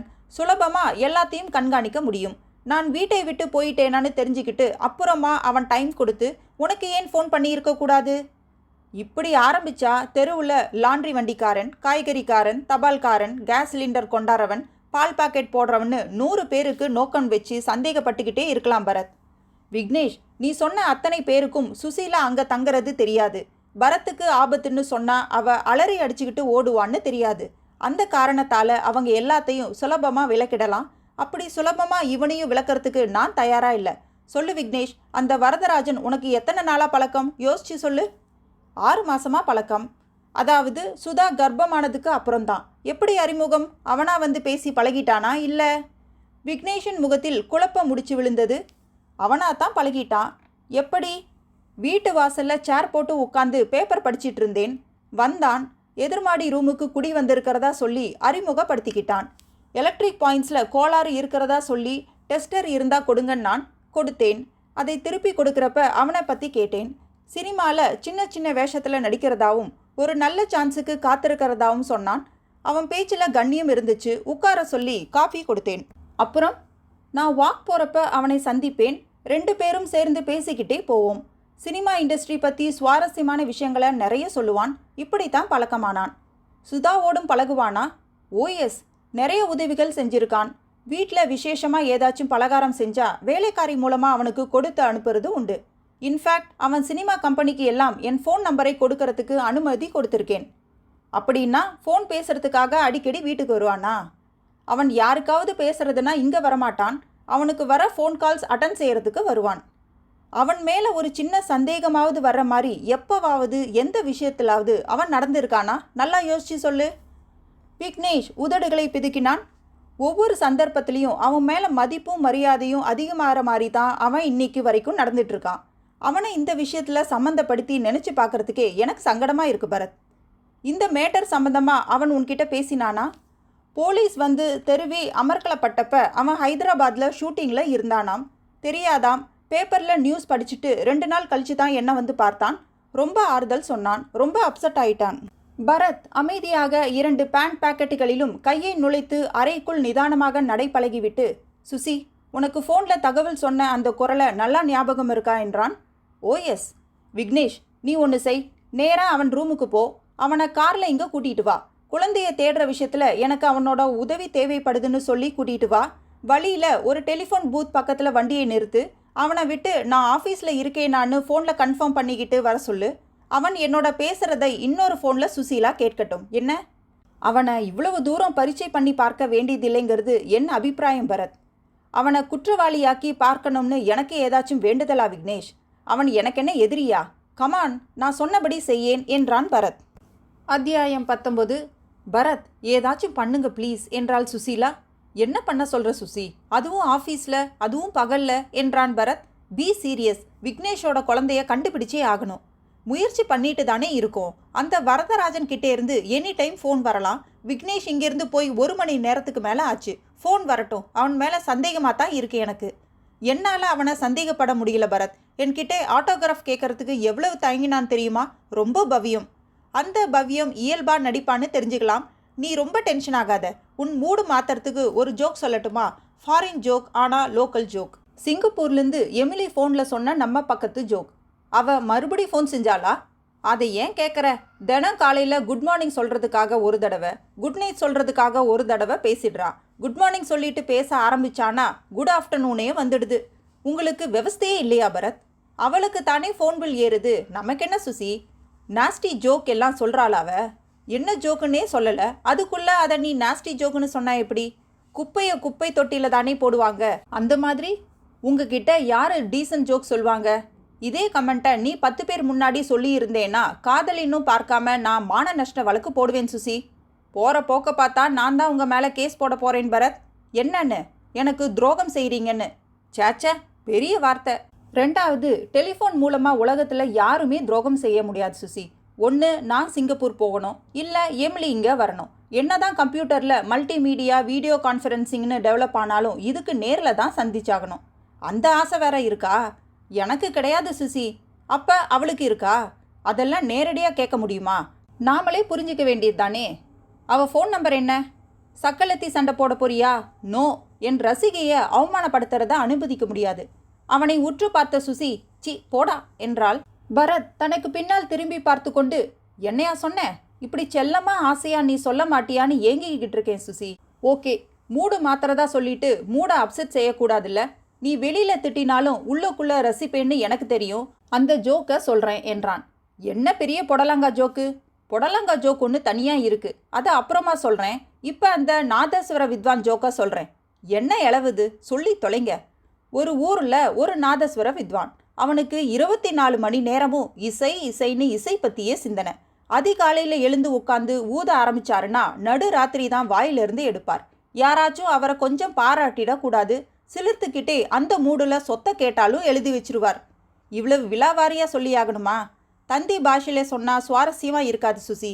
கேளு. தெரியாதனமா அந்த ஆளுக்கு கல்யாணம் பண்ணி வச்சுட்டாங்க. சிந்து பைரவி சுலோச்சனா மாதிரி அந்த பொண்ணுக்கு சங்கீதம்னாலே ஜுரம் வந்துடும். இந்த ஆளு எப்போ பார்த்தாலும் நாதஸ்வரத்தை மட்டும் ஊதிட்டு இருந்தானா அந்த பொண்ணு ரூட்டு மாறிடுச்சு. சிஷ்யன் தப்பு செஞ்சிட்டானாக்கும். சிஷ்யன் இல்லை, தபால்காரன். ஒரு நாள் வித்வான் வெளியூர் கச்சேரிக்கு போயிட்டு திரும்பி வந்து கதவை தட்டினார். திறந்தது அந்த தபால்காரன். இப்போ அவன் என்ன சொல்லி இருந்தா வித்வானோட சந்தேகத்திலிருந்து தப்பிச்சுக்குவான்? இதென்ன பாக்கியராஜ் மாதிரி கேள்வி கேட்டுக்கிட்டு? அந்த அசிங்கமான கிளைமேக்ஸை நீங்களே சொல்லிடுங்க. அசிங்கம் இல்லை சுசி, அதிபுத்திசாலித்தனம். அந்த தபால்காரன் என்ன சொன்னான்னா, வித்வான் ஐயா, நான் உங்கள் ரசிகன், உங்கள் இசை கேட்கலாம்னு வந்தேன். நீங்கள் இல்லை, நீங்கள் வாசித்து பழகின இசை உங்கள் வீட்டு காற்று முழுக்க நிரம்பி இருக்குமே, அதையாவது சுவாசிக்கலாம்னு தான் உள்ளே வந்தேன் நான். வித்வான் மெய் சிலர்த்து போய், நான் நடுவில் தொந்தரவு பண்ணிட்டேன், நீ நல்லா சுவாசி, நான் திண்ணையிலேயே படுத்துக்கிறேன்னுட்டார். இது ரொம்ப ஓவர் பரத். நாட்டில் எவ்வளவோ உருப்படியான விஷயங்கள் இருக்கிறப்ப ஏன் தான் இப்படியெல்லாம் பேசி? ஆ, சொல்லுவியே. முழு கதையும் கேட்டு முடிச்சிட்டு அப்புறம் அட்வைஸ் பண்ணுறியே. உன் கதையே வேணாம்பான்னு முதலே சொல்கிறது. டெலிஃபோன் ஒலித்தது. சுசி, அந்த வரதராஜனா தான் இருக்கணும். நீ இன்னொரு ஃபோனில் அவன் குரலை நல்லா கவனமாக கேளு. நான் கொஞ்சம் பேச்சு கொடுத்து இழுக்கிறேன். பரத் எடுத்து, hello, moonlight detective agency, mister Bharath இருக்காரா? ஸ்பீக்கிங். நீங்கள் யார்? சார், நான் வரதராஜன் பேசுகிறேன். உங்கள் ஃப்ரெண்டு விக்னேஷ் சார் வீட்டில் அன்னைக்கு சந்திச்சோமே. ஆமாம், சொல்லுங்கள் வரதராஜன். குழந்தைய கண்டுபிடிக்கிறது சம்பந்தமாக என்னோட உதவி தேவைப்படுதுன்னு நீங்கள் சார்கிட்ட சொன்னீங்களாம். சார் என்னை கூட்டிட்டு வந்தார். நீங்கள் இருக்கீங்களான்னு தெரிஞ்சிக்க சொன்னார். அவர் காரில் இருக்கார். இப்போ நேராக அங்கே தான் சார் வரோம். வாங்க. உங்களுக்கு இன்னைக்கு நாளைக்கு முக்கியமான வேலை எதுவும் இல்லையே? உங்களுக்கு ஒத்துழைப்பு கொடுக்கறத தவிர வேற எதுவும் முக்கியம் இல்லை சார். சரி, வாங்க பேசிக்கலாம் வைத்தான். சுசீலாவும் தன் ஃபோனை வைத்தாள். என்னால் கிளியர் கட்டாக சொல்ல முடியல பரத். ஒருவேளை அவன் கர்ச்சி போட்டு பேசி இருக்கலாம். பேசின அந்த பாணி. அவசரப்பட்டு இவனை என்னால் சந்தேகப்பட முடியல பரத். சரி, வரட்டும், விசாரிச்சு பார்க்கலாம் என்றான் பரத். அத்தியாயம் 20. வரதராஜன் முழுக்கை சட்டையும் முழங்கைக்கு மேல் வரை மடித்து விட்டிருந்தான். க்ளோஸ் கட் தலை. கண்களில் ஒளி இருந்தது. நெற்றியில் விபூதி தீற்றல். Jeans pant. விக்னேஷ் ஷூவோடு உள்ளே வர இவன் தன் செருப்புகளை வெளியே விலக்கிவிட்டு வந்ததை கவனித்தான் பரத். என்ன சாப்பிட்றீங்க வரதராஜன்? எதுவும் வேணாம் சார். நான் எந்த வகையில் உங்களுக்கு ஒத்துழைப்பு கொடுக்கணும்னு சொல்லுங்க சார். விக்னேஷ் சார் எப்பவும் எவ்வளோ உற்சாகமாக இருப்பார் தெரியுமா? இப்போ பாருங்க சார், எப்படி உடைஞ்சு போயிட்டார் பாருங்க. சிஸ்டருக்கு எந்த ப்ராப்ளமும் இல்லாமல் உயிர் பிழைச்சதை நினச்சி சந்தோஷப்படுங்க சார்னு ஆறுதல் சொல்லி பார்த்துட்டேன். ரொம்ப அப்செட் ஆகிட்டார் சார். இந்த கேஸுக்காக நிஜமாவே தனி போலீஸ் படை அமைச்சிருக்காங்களா சார்? படபடவென்று ஆனால் ஒவ்வொரு வார்த்தையும் தெளிவாக பேசினான் வரதராஜன். இவனை போய் எப்படி எந்த கோணத்தில் சந்தேகப்படுவது என்று பரத்திற்கு புரியவில்லை. உண்மைதான், தனிப்படை அமைச்சு தீவிரமாக விசாரிச்சுட்டு தான் இருக்காங்க. இந்த மேட்டர் எதுக்காக நடந்திருக்கலாம்னு நீங்கள் நினைக்கிறீங்க வரதராஜன்? ஒரு ஐடியாவும் வரலைங்க சார். சில சினிமாங்களில் கர்ப்பமாக இருக்கிற பொம்பளைங்களை வில்லன் தாக்கி கர்ப்பம் களையிற மாதிரி செய்கிறதா காட்டியிருக்காங்களே ஒழிய, இந்த கர்ப்பப்பையிலிருந்து குழந்தை திருடுறங்கிறது கற்பனை கூட யாரும் செஞ்சு பார்க்க முடியாத குற்றமாக இருக்குது சார். எனக்கு காரணம் புரியவே இல்லை. அவன் யாரா இருந்தாலும் சரி, பிடிச்சதும் விசாரணையே இல்லாமல் சுட்டு தள்ளணும் சார். செஞ்சது ஒரு ஆம்பளையாக தான் இருக்கும்னு சொல்கிறீங்களா? இத்தனை துணிச்சல் பொம்பளைக்கு வராது சார். ஏன் ஊட்டியில் ஒரு பொம்பளை டாக்டர் தன் காதலனை கண்டந்துண்டமாக வெட்டி சூட்கேஸில் பார்சல் பண்ணி மாட்டிக்கலையா? கரெக்டு தான், அது விதிவிலக்கு. இதுவும் இன்னொரு விதிவிலக்காக இருக்கலாமே. இருக்கலாம் சார். இந்த சூட்கேஸ் இப்பெல்லாம் படாத பாடுபடுது. லஞ்ச பணம் கொடுக்கறதுக்கு யூஸ் பண்ணுறாங்க, பாம் வைக்கிறதுக்கு யூஸ் பண்ணுறாங்க, கடத்தலுக்கு யூஸ் பண்ணுறாங்க, இப்போ பாடியை வைக்கிறதுக்கு யூஸ் பண்ணுறாங்க. சூட்கேஸுக்கு மல்டி பர்பஸ் வந்துடுச்சு. வெல், இந்த கேஸை நாங்கள் தனிப்பட்ட முறையில் விசாரிச்சுட்டு இருக்கோம் வரதராஜன். இதில் உங்களை ஒரு முக்கியமான விஷயத்துக்கு பயன்படுத்த விரும்புகிறோம். தாராளமாக செய்கிறேன் சார். என்ன செய்யணும்? எங்களுக்கு ஒரு நம்பிக்கையான ஆள் வேணும்னு சொன்னோம். விக்னேஷ் சிபாரிசு செஞ்சது உங்களை. ஆனால் நீங்கள் எவ்வளவு தூரம் நம்பிக்கையாக நடந்துக்குவீங்கன்னு எங்களுக்கு நேரடி பழக்கம் இல்லாததால் சரியாக தெரியாது. அதனால் உங்களை பற்றின சில கேள்விகளுக்கு பதில் சொல்கிறீங்களா? ஓஎஸ். உங்களுக்கு சொந்த ஊர் எது?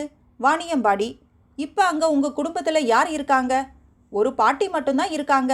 எங்கள் அம்மா அப்பா சின்ன வயசுலேயே போயிட்டாங்க. என்னை வளர்த்தது பாட்டி தான். நான் படித்தது வாணியம்பாடியில் தான். பிகாம் படித்தது மெட்ராஸில். எந்த காலேஜில்? பிரசிடென்சி காலேஜில். எந்த வருஷம் முடிச்சிங்க? 87 சார். இப்போ உங்கள் வயசு என்ன? 28 சார். ஹாஸ்டலில் தங்கி படிச்சிங்களா? ஆமாம். உங்களோட கூட பிறந்தவங்க? ஒரே ஒரு அக்கா. வாணியம்பாடியில் கட்டி கொடுத்துருக்கோம். உங்கள் மச்சான் என்ன செய்கிறாரு? பேங்க் ஆஃப் இந்தியாவில் வேலை பார்க்குறாரு. பாட்டியோடு இருக்கிறது யாரு? அக்கா வீட்டில் தான் பாட்டி இருக்காங்க. ஆனால் நான் அக்காவையோ பாட்டியையோ பார்த்து பேசி 5 வருஷம் ஆச்சு சார். ஏன்? எனக்கும் மச்சானுக்கும் ஒரு தகராறு. என்னை கை நீட்டி அரைஞ்சிட்டார். அன்னையிலிருந்து பகையாயிடுச்சு. தபாலாவது போடுவீங்களா? நான் எங்கே இருக்கேன், என்ன செய்கிறேன்னே அவங்களுக்கு தெரியாது. படிப்பு முடித்ததுலேருந்து என்ன செஞ்சிட்டு இருந்தீங்க? டெம்பரவரியாக பல வேலைகள் செஞ்சேன் sir. Soap oil, bathroom cleaning oil இதெல்லாம் வீடு வீடாக விற்று கொடுக்கறது, விளம்பர போர்டு எழுதுறது, பழைய பேப்பர் வாங்கி கடையில் போடுறதுன்னு பலது செஞ்சேன். எவர் சில்வர் பாத்திர கடையில் சேல்ஸ்மேனாக வேலை பார்த்துருக்கேன். துணி கடையில் துணி கிழிச்சிருக்கேன். ஆட்டோ ஓட்டியிருக்கேன். ஏன் எதுலேயும் நிலையா இல்லை? என் மனசு அதில் எல்லாம் ஒட்டலை சார். காலேஜில் நாடகத்தில் நடித்து பேர் வாங்கினதால் நடிகன் ஆகணும்னு ஒரு ஆர்வம் மனசில் வந்துடுச்சு. இத்தனை வருஷமாக அலைஞ்சதில் இப்போ 1 வருஷமாக தான் சின்ன சின்ன வேஷம் கிடைக்குது. இப்போ வேறு வேலை எதுவும் செய்யலையா? இல்லை சார். நம்பிக்கை இருக்கா? நிச்சயமாக சார். தமிழில் எந்த படத்துல எல்லாம் நீங்கள் நடிச்சிருக்கீங்க? அப்படி கேட்கக்கூடாது சார். எந்த படத்துல எல்லாம் நீங்கள் தலையை காட்டியிருக்கீங்கன்னு கேளுங்க. சின்ன கவுண்டரில் பஞ்சாயத்தில் மனோரமா ஆட்சியை உட்கார வச்சுட்டு விஜயகாந்த் சார் வெளியூர் போவார் சார். அதில் முதல் வரிசையில் நானும் நிற்பேன். வசனம் இல்லை, அபூர்வ சகோதரர்களில் உன்னை நினச்சி பாட்டில் கமல் சார் பக்கத்தில் நிற்பேன். வசனமே பேசினது இல்லையா? 2 தெலுங்கு படத்தில் பேசியிருக்கேன் சார். அதுவும் 1 வரி 2 வரி. பாலகிருஷ்ணா சார் படத்தில் அவர் ஆஃபீஸ் மேனேஜர், நான் கிளர்க். சார் பெங்களூர்லேருந்து உங்களுக்கு ஃபோன் வந்துச்சுன்னு நான் சொல்லுவேன். யூனியனில் மெம்பராக இருக்கீங்களா? இன்னும் சேரலை, சேரணும் சார். இப்போ நீங்கள் தங்கி இருக்கிற ரூமுக்கு என்ன வாடகை? 600 ரூபா சார். கட்டுப்படியாகுதா? கையில் காசு இருந்தால் மசால் தோசை, தட்டுப்பாடாக இருந்தால் பிரெட்டும் ஜாமும். என்ன சார் செய்கிறது?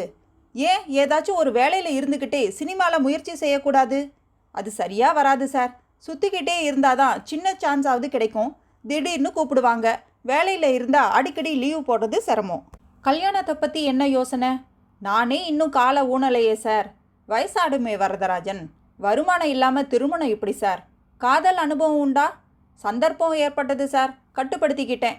அது எப்படி முடியும்? வேற லட்சியம் மனசில் இருக்கிறப்ப காதலுக்கு இடம் இல்லை சார். எந்த பேங்க்லேயாவது அக்கௌண்ட் வச்சுருக்கீங்களா? எதுக்கு சார்? பணம் போட்டு வைக்க தான். இருந்தால் தானே சார் போடுறதுக்கு. சினிமா கம்பெனியில் செக் தர மாட்டாங்களா? நான் என்ன கார்த்திகா பிரபுவா செக் வாங்கிறதுக்கு? இந்த கொடுமையான சம்பவம் நடந்த அன்னைக்கு நீங்கள் ஊரில் இல்லை போல இருக்கு. ஆமாம் சார். எங்கே போயிருந்தீங்க? ஹைதராபாத். ஒரு தெலுங்கு படம் சார். வசனம் பேசினீங்களா இல்லையா? Court setup sir. நான் டவாலியாக நின்னேன். ராமுடு ராமுடு ராமுடுன்னு கூப்பிட்டேன். படத்துக்கு பேர் என்ன? படத்துக்கு பேரே ராமுடு சார். உங்களை ட்ரெயினில் கூட்டிகிட்டு போனாங்களா? ஆமாம் சார். இந்த சின்ன கேரக்டருக்கு அங்கே ஆள் கிடைக்காதா? மெனக்கெட்டு மெட்ராஸ்லேருந்து கூட்டிகிட்டு போகணுமா? ப்ரொடக்ஷன் கம்பெனி மெட்ராஸில் இருக்குது சார். அதோட ப்ரொடக்ஷன் மேனேஜர் எனக்கு பழக்கம். அதான். பெரிய கம்பெனியா? என்ன பேர்? விஜயலக்ஷ்மி கம்பைன்ஸ். புது கம்பெனி சார். இது முதல் படம். யார் ஹீரோ? அதுவும் புதுமுகம் சார். தேவராஜுலுன்னு பேர். ஹீரோயின் பம்பாயிலிருந்து இறக்குமதியா? Correct sir. மோலிகா குல்கர்னின்னு பேர். பெங்காலி ஸ்வீட் பேர் மாதிரி இருக்கே. ஓகே வரதராஜன், இன்னைக்கு வேண்டாம். நாளைக்கு விக்னேஷ் மூலமாக நானே உங்களை காண்டாக்ட் பண்ணுறேன். சரி சார். அப்போ நான் புறப்படலாமா சார்? நீங்கள் என்று விக்னேஷை பார்த்தான். நானும் வரேன் என்று எழுந்தான் விக்னேஷ். அவர்கள் இருவரும் போனதும் சுசீலா நடுநடுவில் எழுதி கொண்ட தகவல் குறிப்புகளை பார்த்தான். ரொம்ப தான் வளவளன்னு விசாரிக்கிறீங்க பரத். காரணமாக தான் சுசி. அவன் சொல்கிற தகவல் எதையாச்சும் சரி பார்க்குற மாதிரி அவனை பதில் சொல்ல வைக்க அவ்வளவு கேட்க வேண்டியதாக போச்சு. 2 தகவல்கள் மெட்ராஸ்லேயே சரி பார்க்கலாம். ஒன்று பிரசிடென்சி காலேஜ். அது கூட முக்கியம் இல்லை. அதை தப்பாக சொல்லியிருக்க மாட்டான். விஜயலக்ஷ்மி கம்பைன்ஸ்னு ஒன்று இருக்கா? அவங்க ராமுடுன்னு புதுமுகம் தேவராஜுலுவை வச்சு தெலுங்கு படம் தயார் பண்ணுறது உண்மையா? சம்பவம் நடந்த அன்னைக்கு ஹைதராபாத்தில் அந்த படத்தோட கோட் சீன் எடுத்தாங்களா? இந்த தகவல்கள் தான் முதல்ல சரி பார்க்கணும். எப்படி தெரிஞ்சுக்கலாம் பரத்? சிம்பிள். சினிமா தகவல்களோட நடமாடும் வங்கி இருக்காரே, யாரு? Film news Anandan. அவர் ஃபோன் நம்பர் பாரு. சுசீலா பிரபலமானவர்கள் விலாச புத்தகத்தில் இருந்து ஃபோன் நம்பர் கண்டுபிடித்து ஃபோன் செய்து பேசி வைத்தால். பிரசாத் ஸ்டூடியோவில் ஒரு பட பூஜைக்கு போயிருக்காராம். நமக்கு அர்ஜென்ட் சுசி. நேராக பிரசாத் ஸ்டூடியோவுக்கே போயிடலாம். புறப்படு. உனக்கு 10 நிமிஷம் டைம் தரட்டுமா? எதுக்கு? நீ பனியன் மாற்றுறதுக்கு. தேவையில்லை. அடுத்த சாப்டர்லையும் இதே பனியனோட தான் இருக்க வேண்டி இருக்கும். அதுக்காக சொன்னேன். சினிமா ஷூட்டிங் சம்பந்தமாக take 2, double positive, production number 2 இப்படி ஏதாச்சும் பனியன் வச்சிருப்பியே? அதான் சொல்லிட்டீங்களே, போதும் போலாம் வாங்க. இதை பார் சுசி, செட்டில் நடிகை யாராச்சும் என்கிட்ட வந்து சிரித்து பேசினா நீ அப்புறமா இங்கே வந்து தான் திட்டணும், சரியா? பெரிய மைக்கேல் ஜாக்சன்னு நினப்பு. அலட்டாம வாங்க என்று சுசீலா மேஜை மேல் இருந்த அவனது தொப்பியை எடுத்து அணிவித்தாள். அதன் முன்புறத்தில் ஹவு இஸ் இட் பாசிபிள் இருந்தது. பின்புறத்தில் வித்தவுட் மீ என்று இருந்தது. ஏய், இதென்ன புதுசாக தொப்பியில் எம்ப்ராய்டரி லெட்டர்ஸ்? ஏன் நீங்கள் தான் வசன பனியன் போடுவீங்களா? நாங்கள் வசன தொப்பி போடக்கூடாதா? இனிமே அப்பப்போ இந்த மாதிரி கலக்கிறதா உத்தேசம்? வசனம் எப்படி, அதை சொல்லு. சகிக்கலை என்று அணிவித்த தொப்பியை கலற்றி போட பரத் பாய்ந்து எடுத்து மறுபடியும் வைத்து கொண்டான்.